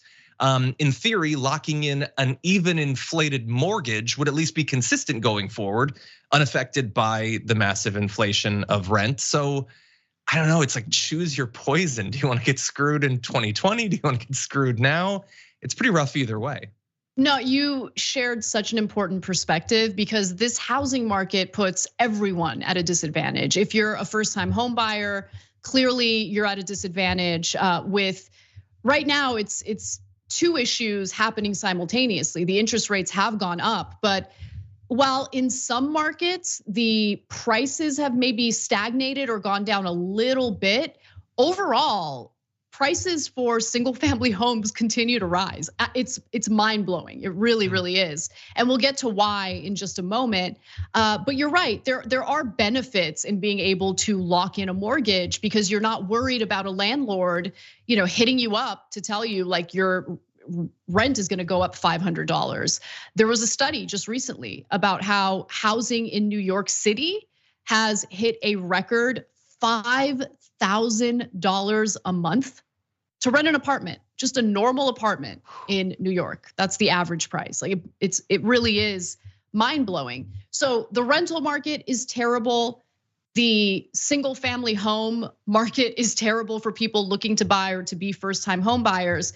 And I should also note that first-timers were even more screwed, during the recent years, where they paid a median of $77,500 over the listing price. Yep. So it's just been disastrous for people. And the tight competition led 36% to actually make an offer on a home without even seeing it in person first. Okay. This is really important for people to understand, okay? That's exciting, Anna. Why do you hate gambling? Don't buy a home unless you have seen it for yourself. And it's also really important to do a thorough inspection because even with a thorough inspection, everything will break, okay? So I can't imagine. You're really worried about that. No, but I am because look, if you're overextending yourself to be able to purchase a home, like let's say everything in your savings is wiped out, you're gonna be in a lot of trouble. That's why I'm just kind of using this as an opportunity to warn people to be careful. You have to have like a rainy day fund because everything will break. Like I remember the first year I moved in, a pipe in our common wall. I live in a condo building. Common wall burst. It's an old building, so I guess I should have expected it. Entire kitchen was flooded, mold everywhere. It was a disaster. So if I didn't plan ahead, I would have been completely screwed. Yeah, I look, I agree. Obviously, you'd want to be able to do that. The issue is, I know I watched. I forget what they were doing interviews with people who are moving to a new area during the pandemic and trying to buy a house, and they profiled people that put offers on dozens and dozens of places. And so in some cases, they felt like they had to put an offer immediately as soon as they could before seeing something. People just got put in such a desperate position where they were expected to waive all sorts of contingencies that you were supposed to get on inspections and appraisals and those sorts of things. I think the interviews I was seeing were, I think in the Austin area or somewhere in Texas, but people were put in a really desperate position. And it's not just like the normal bidding wars that might have happened when the real estate was hot in previous decades. Like you could be going up against multiple people, many of whom are desperate, some of whom might be transitioning from one home to another. So they're likely to have a significant amount of money that they can parlay from one house into the second. Corporations, literally you could be going up against like Redfin, an algorithm that's able to automatically put up whatever amount of cash it needs to. I don't know, maybe oligarchs in China and Russia. Like you're getting bought up from domestic corporations, international corporations, and speculators. It's a terrible position to be in. And everything you just mentioned is still occurring despite the fact that interest rates have gone up. Because if you are able to purchase a home in cash, you don't care about the interest rates. And the only people who are able to purchase homes in cash are incredibly wealthy individuals, including foreign oligarchs, private equity firms, And that brings me to what we're also noticing, because the idea of increasing interest rates, which is what the Fed has done and they continue to do, was to kind of calm or cool the economy down. And it was supposed to have an impact on the housing market. It has to some extent in some markets. So I wanna just mention that as a caveat. But if you take a step back and you look broadly at what we're experiencing in home buying right now. Well, the National Association of Realtors last week announced that the US is in a housing recession in terms of declining sales and building, meaning construction is also down. However, prices continue to rise nationally as inventory remains tight. Interest rates on mortgages are also expected to continue to rise as the Fed works to curb record high inflation. But again, the prices are still going up. We're still seeing the prices of these homes shoot up despite the increasing interest rates. But it turns out that corporate home buyers carry several advantages most individuals do not, such as the ability to offer attractive all cash offers and a willingness to waive inspections and appraisals. It has helped drain the housing inventory to historic lows recently and makes it difficult for these first-time home buyers to compete. And so how bad is it? Well, this activity is still going on. The number of LLCs that own homes in New Jersey has grown from about 12,000 in 2012 to more than 72,000 in 2021, which is of course a 500% increase. And at least 1 in 4 homes or 1 in 4 home sales in 22 New Jersey communities went to LLCs since 2017, and LLCs have captured nearly $8 billion in single to 4 family houses since 2017 alone. So here's a fun visual. This is New Jersey in 2012, and it's a presentation of the number of corporate-owned homes in Newark, New Jersey in 2012 specifically. Compare that to 2021. Boom. So those are houses that are snatched up by LLCs and corporate greed. Fun. It's fun. Yeah. And what's being done about it? Oh, nothing. Are you kidding me? That would mean we'd have to rein in corporate greed, and this is America. We don't do that ever. So anyway, why don't we do one more story? I know we have a few more minutes before we go to break, but I wanted to talk about Trump constantly putting his foot in his mouth and not even really realizing it. So this has to do with his decision to sue the federal government over the FBI raid that occurred in Mar-a-Lago. Trump and his lawyers appear to have accidentally admitted that Trump broke the law by removing classified documents from the White House. Now, how? How did he accidentally concede? Well, a story that we reported recently, Trump's legal team had filed a motion on Monday of this week arguing to the court that they should appoint a so-called special master to determine which materials the DOJ can review as evidence due to executive privilege. So he's claiming executive privilege, but there is something that you can kind of extrapolate from the lawsuit and the way it's worded. The argument from Trump that some of the documents are subject to executive privilege protections indicates that those documents are official records that he is not authorized to keep and should have turned over to the National Archives at the end of the administration.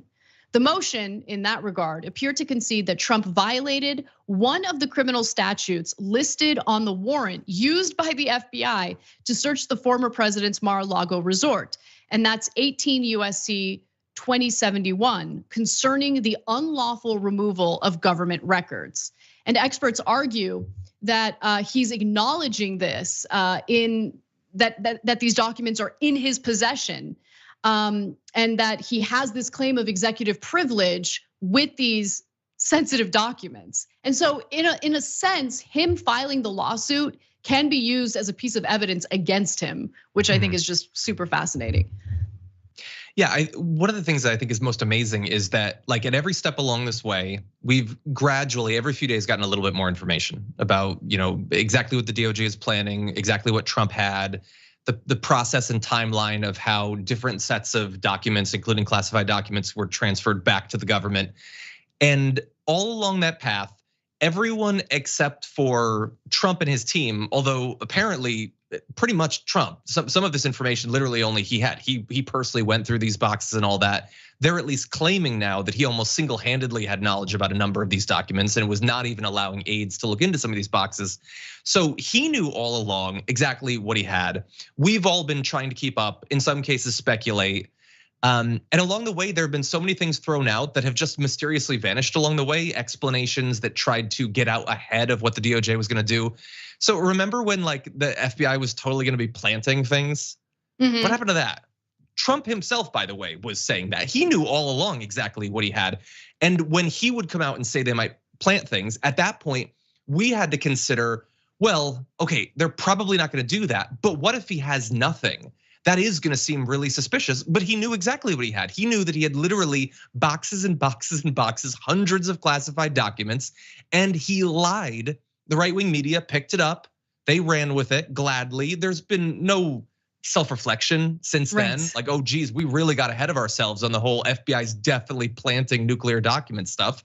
And now not only there was nothing of that, but the fact that he's admitting that he had it. He's admitting that he transferred back some classified documents 7 months ago and then willingly chose to hold on to hundreds more.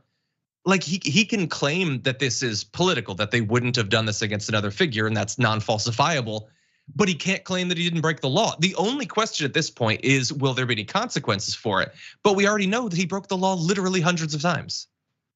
Yeah, no, you're exactly right. And the initial talking point of, oh, the FBI is planting evidence at Mar-a-Lago was automatically and simultaneously contradicted with Trump also alleging that he had declassified the documents. So it was like, but so did the FBI plant evidence, or did you just declassify the documents and we're supposed to forget that you said that there was planted evidence? Like none of it made sense. Did he not have anything, or did what he have, was it already declassified? Or does it not even matter because he can automatically, after the fact, declassify it? Like it's very much like the January 6 people were patriotic, except at the same time they were Antifa. Depends on any given moment. He loves them, but they were traitors. They were leftists. They can have their cake and eat it simultaneously, like at the exact same moment. You gotta give Trump and his team a little bit of credit because they definitely give their supporters options. It's like a buffet of talking points and they get to cherry pick whichever one they wanna use to minimize the seriousness of what's really happening here. What he did was illegal.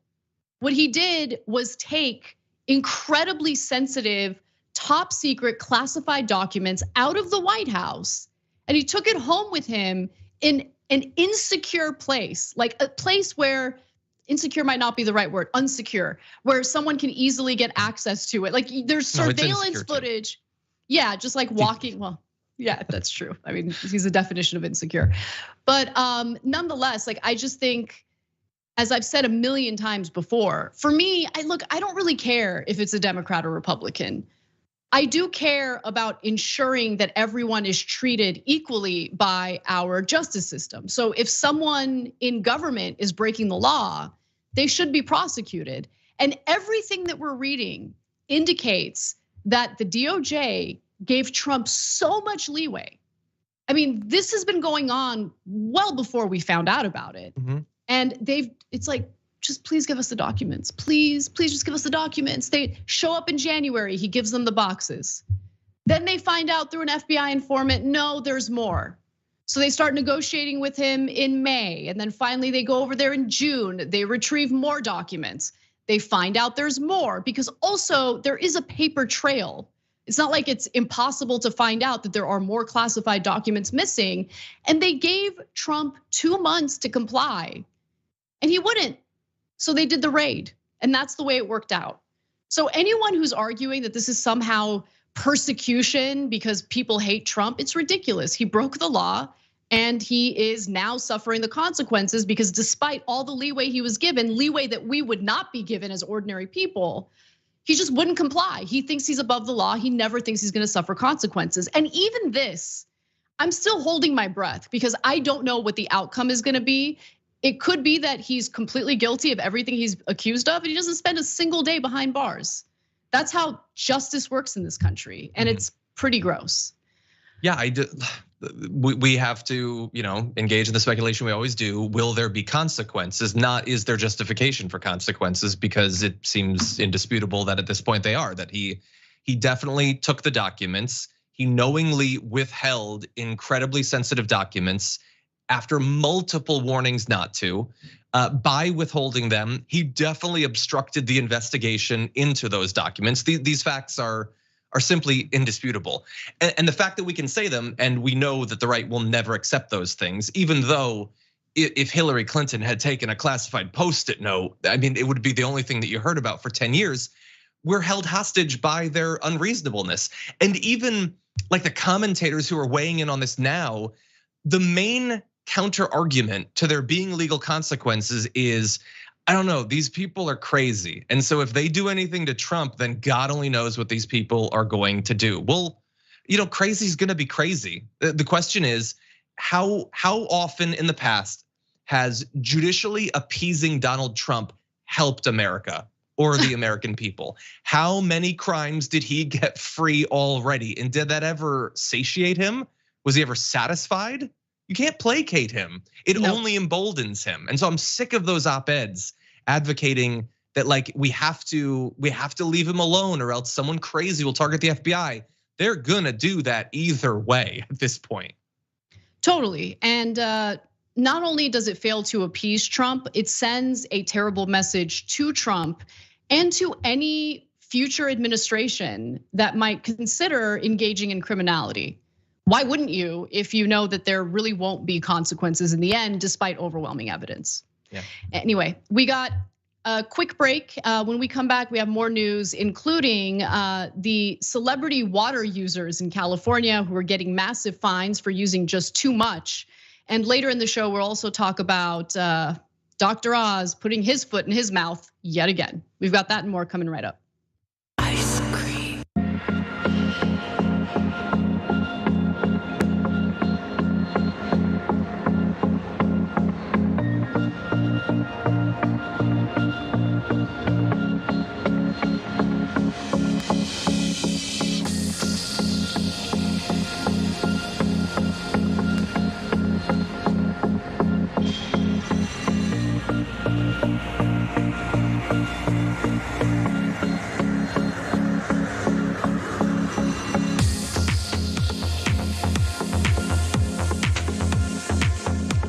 Welcome to our not our bonus episode, sorry, to our social break. Melinda writes in and says, one of the best stories today is Marjorie Greene was swatted and had deputies respond to her house over an allegation someone was shot and left in her bathtub.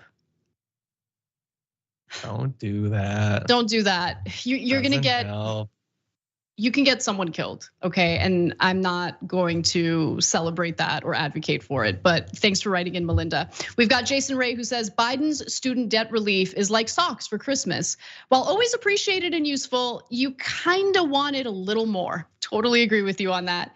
JL writes in and says, I moved to North Carolina from Arizona. In North Carolina, they have a due diligence fee that the seller gets whether you close or not. I had to put up $10,000 in due diligence to get my offer accepted. Luckily, I closed. California has something similar, but I think it's called like a good faith deposit. I don't know if it works exactly the same, but it sounds similar.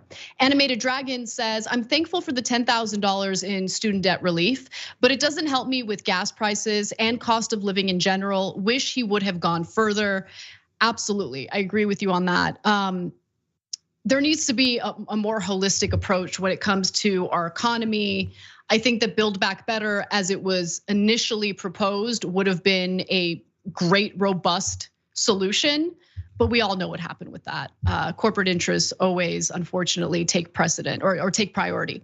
Billy Gomez writes in and says, I'm sending a TYT hoodie to a Ukrainian refugee I'm supporting because in the Ukrainian language, TYT means, or tut, means here, and she is still here despite Putin's best attempts. That's an amazing story. Thank you for sharing that, and thank you for buying a hoodie for her. I love that.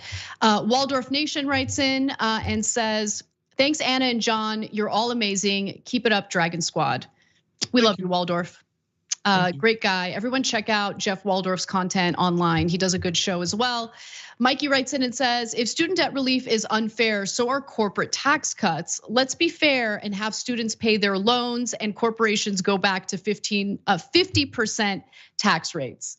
Cindy writes in and says, oh, I read your comment already, Cindy. Thank you for writing in. We've got a minute left. I wanted to read a few comments from our YouTube members, which, by the way, we have a bunch of new YouTube members, including Thorson Little, who became a member. We have Science Train, who renewed their 22-month membership. Thank you for doing that. Mr. Shadow became a member. Christine A became a member. Sherry Dana renewed their 2-month membership and also left a comment. Please, please, please have Lewis Black on the show. He, in his own slightly vulgar way, agrees with everything you do. I mean, I'm not against it. Yeah, I'm not against having people who agree with us, for sure. Let's do it. All right, like Lewis Black too. Let's get back to the show. We've got more news to get to. We'll see you there. Ice cream.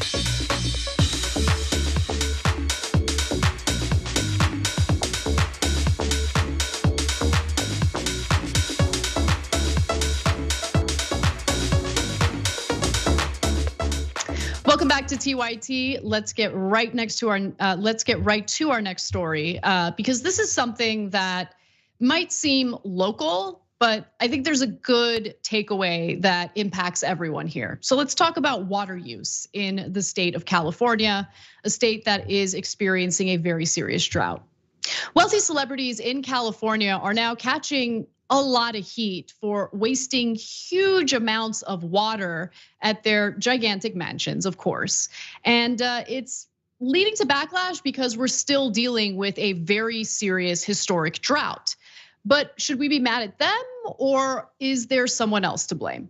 We'll get to that in just a moment, but first, here are the details. Comedian Kevin Hart, for instance, 2 of the Kardashian sisters, actor Sylvester Stallone, and NBA player Dwayne Wade were among some of the biggest violators of their local water restrictions in Southern California as the state experiences its 3rd year in a drought.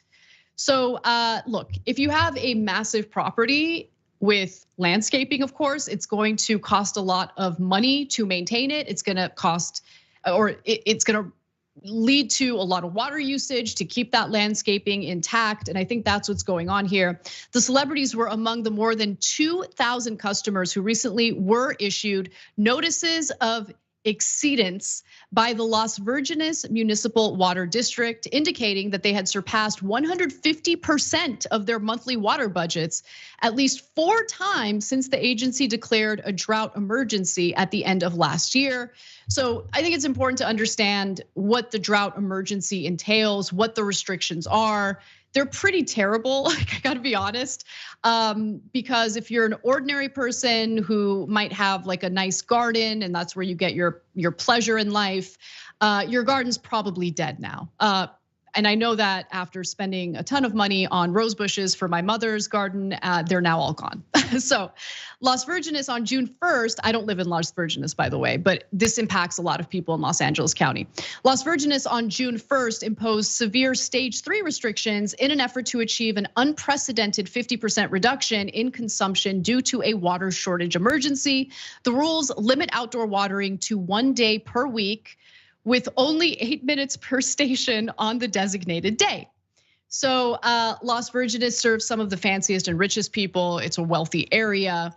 And among the addresses that received notices was an $18 million Hidden Hills property listed under the name of former NBA star Dwayne Wade that exceeded its allocated water budget in June by more than 1,400% or 90,000 gallons. That was actually an improvement over May when the property exceeded its budget by 489,000 gallons, more than any other customer.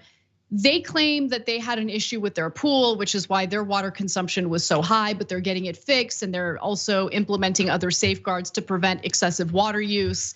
And we have other examples, but John, I wanted to give you a chance to jump in as someone who cares deeply and talks regularly about climate change and the impact that it has on droughts and things like that.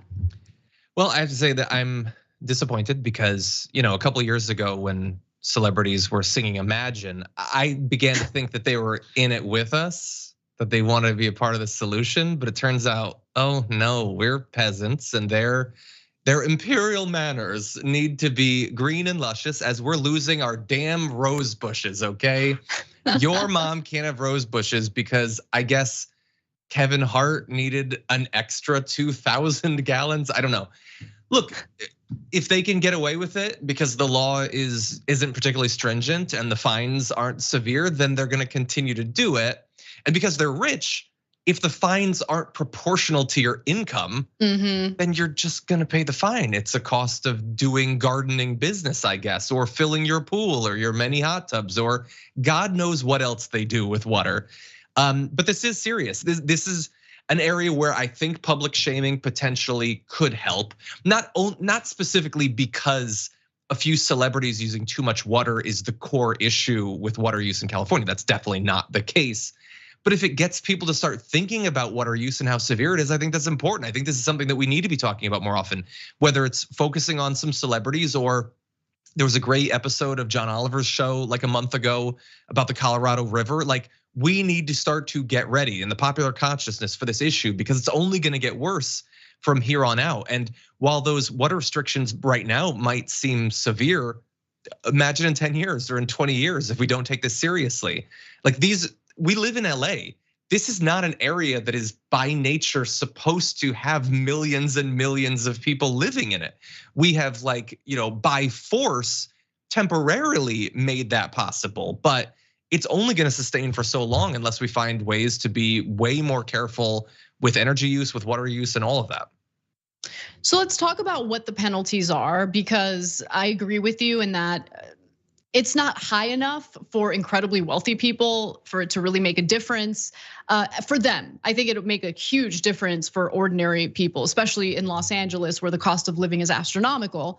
But the penalties include an additional charge of up to $10 per water unit based on how many times customers exceed their water budgets.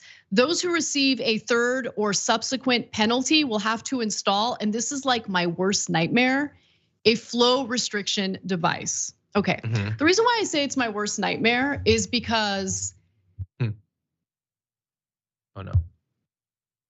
Can we just acknowledge that, yeah, okay, these are rich people, so I know that no one's crying a river for them. I totally get that. They can afford it.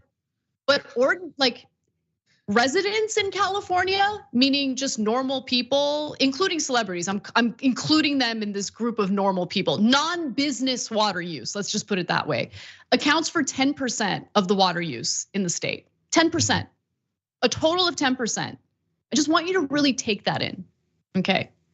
And when the state government tells you, or the local government tells you as an individual, that they're gonna restrict the flow of water to you if you use a little too much, it's a little infuriating when you look at the agriculture industry in California and find out that they account for 40% of the water usage.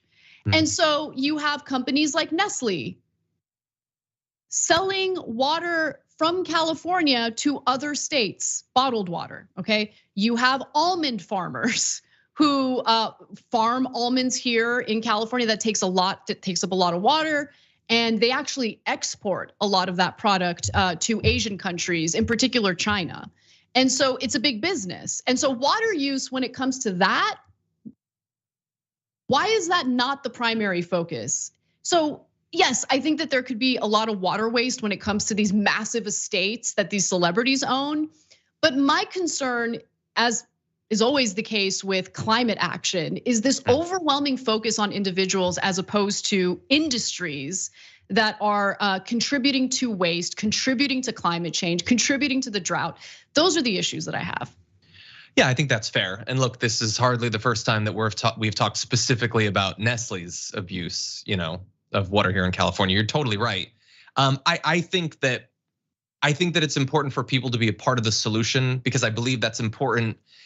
It has an outsized effect beyond the actual contribution. I think it can lead to people prioritizing these issues when making political decisions, including which candidates to support and all that.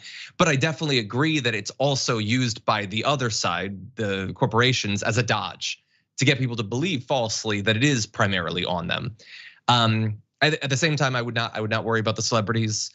I do not believe anyone is putting a flow limiter on Sylvester Stallone's pipes.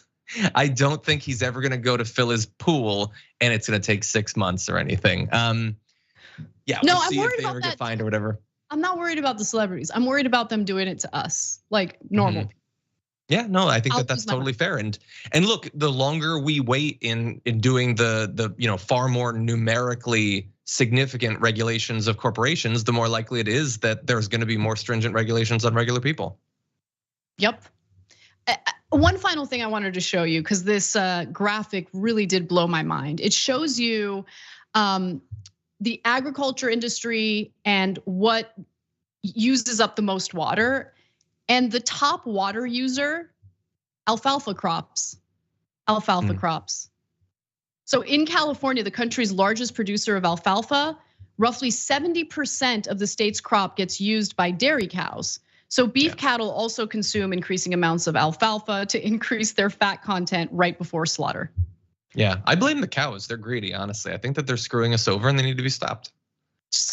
Those damn cows and their alfalfa. We're all suffering the consequences. But anyway, it's a good thing there are carnivores to eat the cows because that's the only thing that's gonna stop them from eating more alfalfa. And drink the milk, right? Because these are dairy cows and all that. So these are the conclusions I've come to. These are the conclusions. Do with that information what you may. But for now, we got to take a quick break. When we come back, we have more news, including Dr. Oz going after Fetterman over his health issues. Not a good look, and there was backlash. That and more coming right up. Ice cream.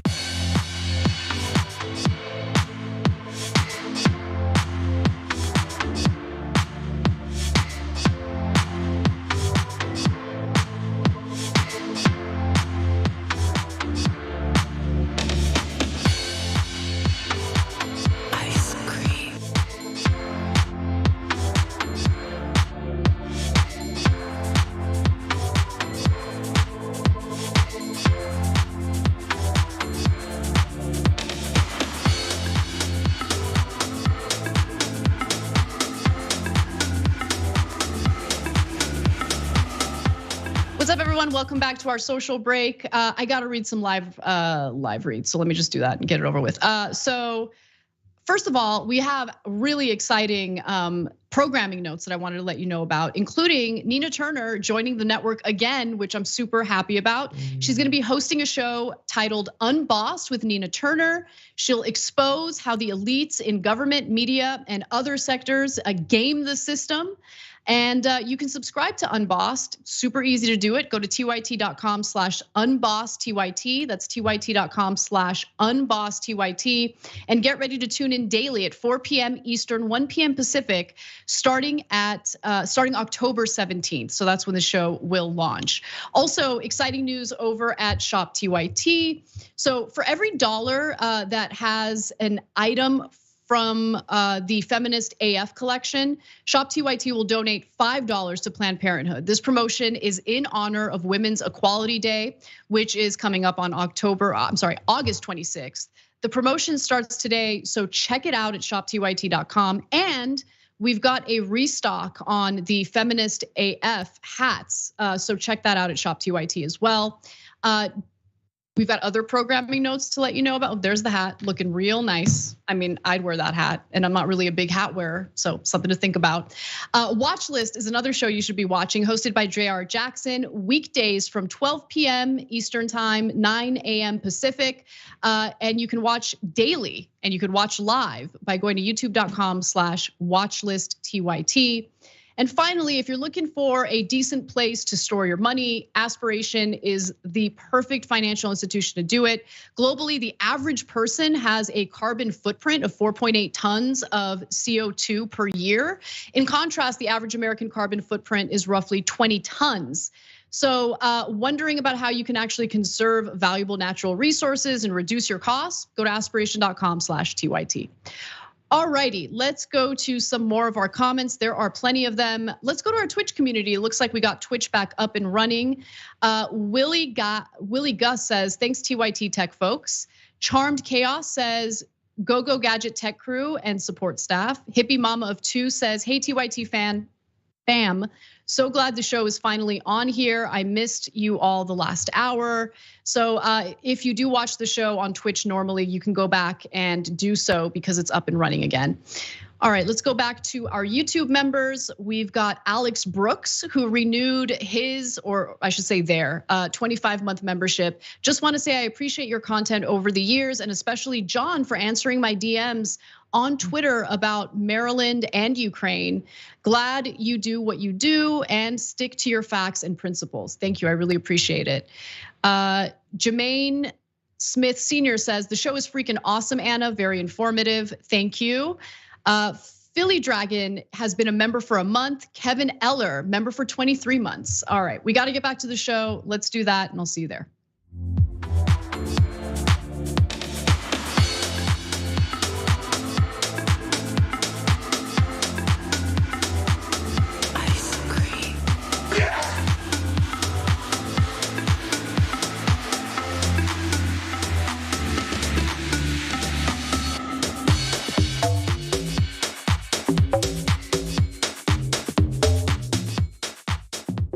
Welcome back to the show. Anna Kasparian and John Iadarola with you.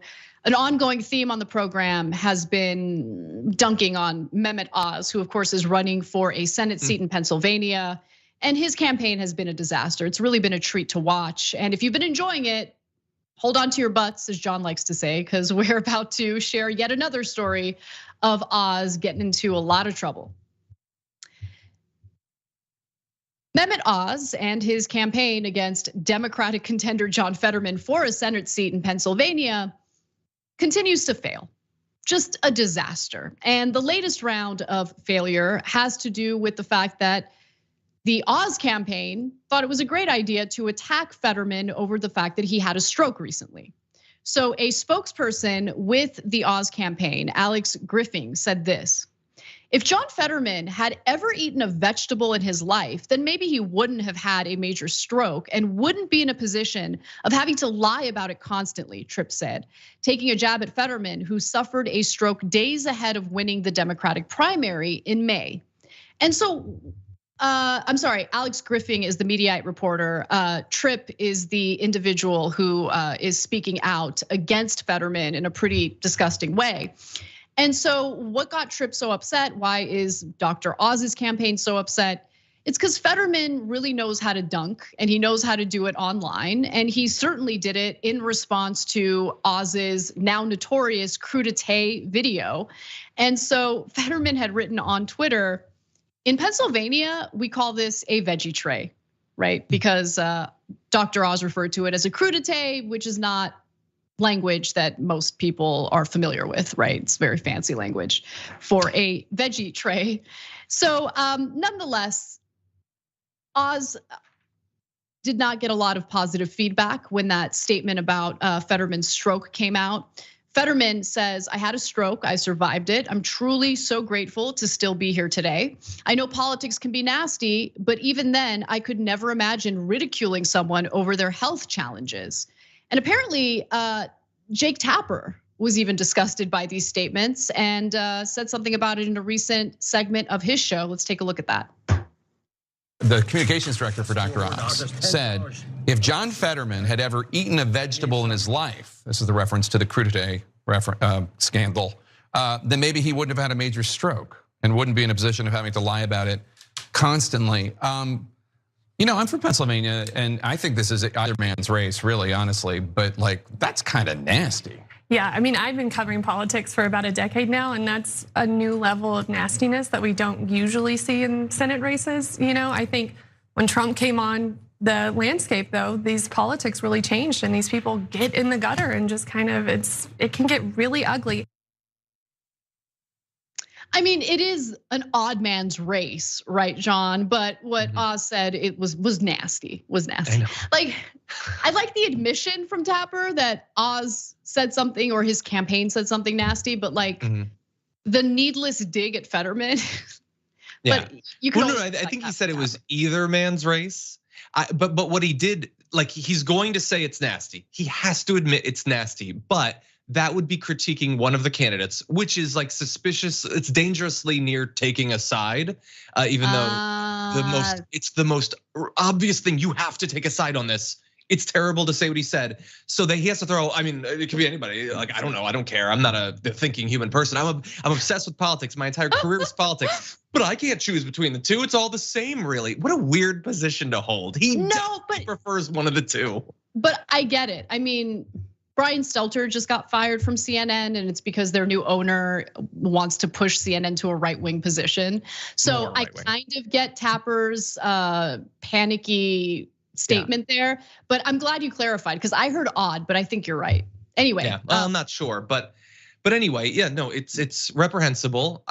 It could potentially help, like, amongst some conservatives. Well, why? Because it's such an awful thing. Yeah, because it's awful. Fetterman is a Democrat, thus he is, for many of those Republicans, literally a baby eater. Like, that's what millions of conservatives think. At the very least, he's a rabid commie. And so there are no lines whatsoever. There's no like just going too far. There's no like, well, you know, I went to church growing up, so there's supposed to be lines we don't. No, they want absolute vicious attacks. And so maybe that'll help him amongst some. But at large, how many millions of people in Pennsylvania do we think have had strokes? Many of them. I was just looking at stats, and they said if you're over 25 right now, your chance of having a stroke in your life is at least 1 in 4.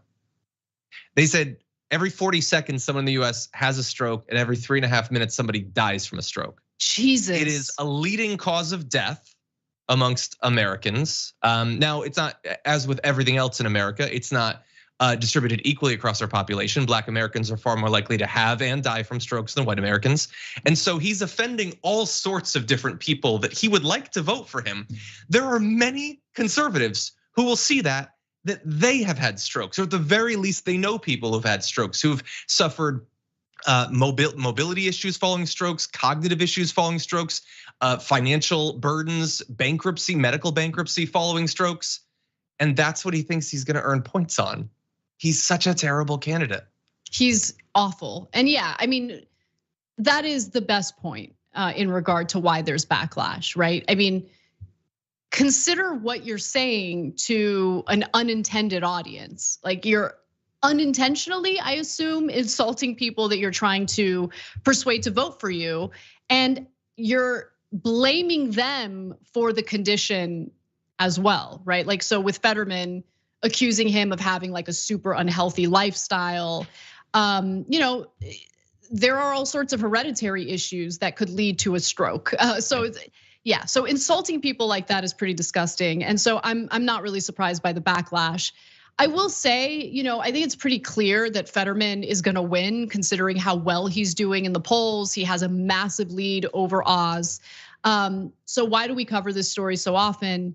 Because it's like one of the few places I find solace in the news cycle. It's just so fun to see an excellent Democratic candidate stomp on a terrible Republican candidate, and means that we have at least something positive to look forward to electorally. So there you have it. Yeah, and look, I feel the same way in that it's good to have a race that seemed like it might go the other way, where the Democrat is actually leading. That's nice. To have a candidate who we seemingly would agree with on a lot of issues actually be the candidate, that's amazing. To have a candidate who was chosen for largely the same reasons that Donald Trump was, a massive grifter that should send up warning signs and red flags to literally any other thinking human. But the Republicans have been trained not to be able to see any of that, and to in fact prefer someone who's gonna con them, someone who is in no way qualified for political office. The only reason they know who they are is because they were on TV, I guess. And we expect now that those candidates are gonna do very well, because why would we have any higher expectations for the American people? And yet he's not doing well, so that feels kind of nice after the last few years too. There's a lot to like in this race. I'll agree with you on that. Totally. All right, let's do one final story, not a positive one, but it involves electoral politics over in Florida. Let's do it.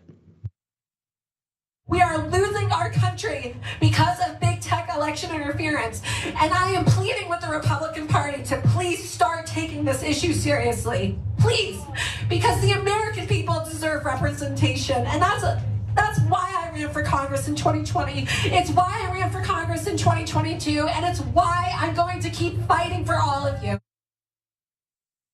Far-right extremist Laura Loomer keeps running for Congress and keeps losing, and that's probably the reason why she's teary-eyed in that, well, it should have been a concession speech, but she's refusing to concede. Now, Loomer ran for Florida's 11th congressional district, and she lost. She lost the race, but she claims that she did not lose, and she's refusing to concede. So here's more on her not so concession speech. She said, quote, "I'm not conceding because I'm a winner. And the reality is our Republican Party is broken to its core. What we have done tonight has really honestly shocked the nation." I didn't even know she was running, but anyway. "We have further exposed the corruption within our own feckless, cowardly Republican Party. And that is exactly the reason why I decided to run against a rhino Republican, a Republican in name only Republican, Daniel Webster. Do nothing, Daniel Webster," she says. And just to give you a sense of how the election turned out, Webster did in fact beat Loomer in the primary. It wasn't a landslide, which is concerning, but he won 51.1% of the vote, whereas she won 44.2% of the vote. It's definitely uncomfortable to consider the fact that 44.2% of voters who participated in this election in Florida's 11th district think that she's sane. I mean, forget a good representative, but she's insane. And here she is toasting with Nick Fuentes last night. One final video for you. Have you had this before, Laura? No, I haven't. It's a delicacy. We're talking about it. The official drink of America First. Slink. To the hostile takeover of the Republican Party. Absolutely. So John, we're just in this era of Republican candidates who refuse to concede because that's it. I mean, Trump has opened the floodgates. You just allege that there's election fraud without providing any evidence. I mean, this is the night of the election, so she has no evidence of anything, but it doesn't matter. Yeah. She's already blaming big tech for interfering and throwing the election. Because they shadow banned her polls. I don't even know, and I doubt she knows what she means, but she knows that she's supposed to say it was stolen. She knows that saying it's stolen with no evidence is not going to lose her any of her unearned respect on the right. And honestly, are we even sure that if it hadn't been flipped the other way, that do nothing Daniel Webster wouldn't be claiming that the election was stolen? It's entirely possible. I don't know for sure, but yeah, there's a lot of issues here. The fact that she got 44%, that is just deeply embarrassing. There are a lot of candidates on the right that we would disagree with on a lot of issues, a lot. But as you said, you look into Laura Loomer's eyes and she is out of her GD mind. You cannot be a sane, rational person and look in her eyes and not know that there is something fundamentally wrong with this person. Now, there is nothing fundamentally wrong with having mental issues. There should be far more support and understanding, less stigma, more resources for people to be able to treat and all that for their mental issues. But we also have to understand that when she's running around with Nick Fuentes, who openly just uses the N-word on his streams, When she's talking about how 50 Muslims being gunned down in Christchurch isn't anything we should care about. Her being banned from Twitter is more important. That's pretty bad. When she's talking about white history being destroyed. Though this person makes Marjorie Greene seem like someone maybe you could tolerate a brief conversation with by comparison.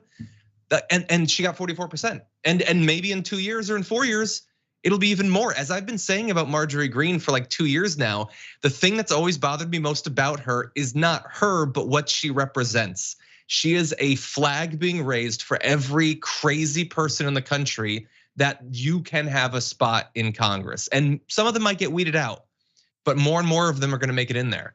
And Laura Loomer, like Marjorie Greene, is a true believer. She's not like Lauren Boebert, where she's like playing it up for the camera. She really believes this stuff. Yeah, she does. And look, if it makes you feel any better, primary races usually don't yield a big voter turnout. So it's not 44% of people in the district, just 44% who voted. All right, bonus episode is next. Don't miss it. We will see you there. I was valedictorian in college. Oh, well, I'm sorry. I'm old enough that I remember when Captain Crunch put the berries in it. Yay, crunch berries! And I was like, ooh, the fake berries. Remember? We're gonna try that. We did a story back in the day about how a woman sued, I don't know, General Mills. She'd been eating it for 4 years, believing that it was actual berries. Yeah. She's like, these aren't real berries at all. I'm like, I got news for you. Captain Crunch isn't really a captain or a person. Joining me now, legendary whistleblower and American hero, Edward Snowden. First question is, hey, where are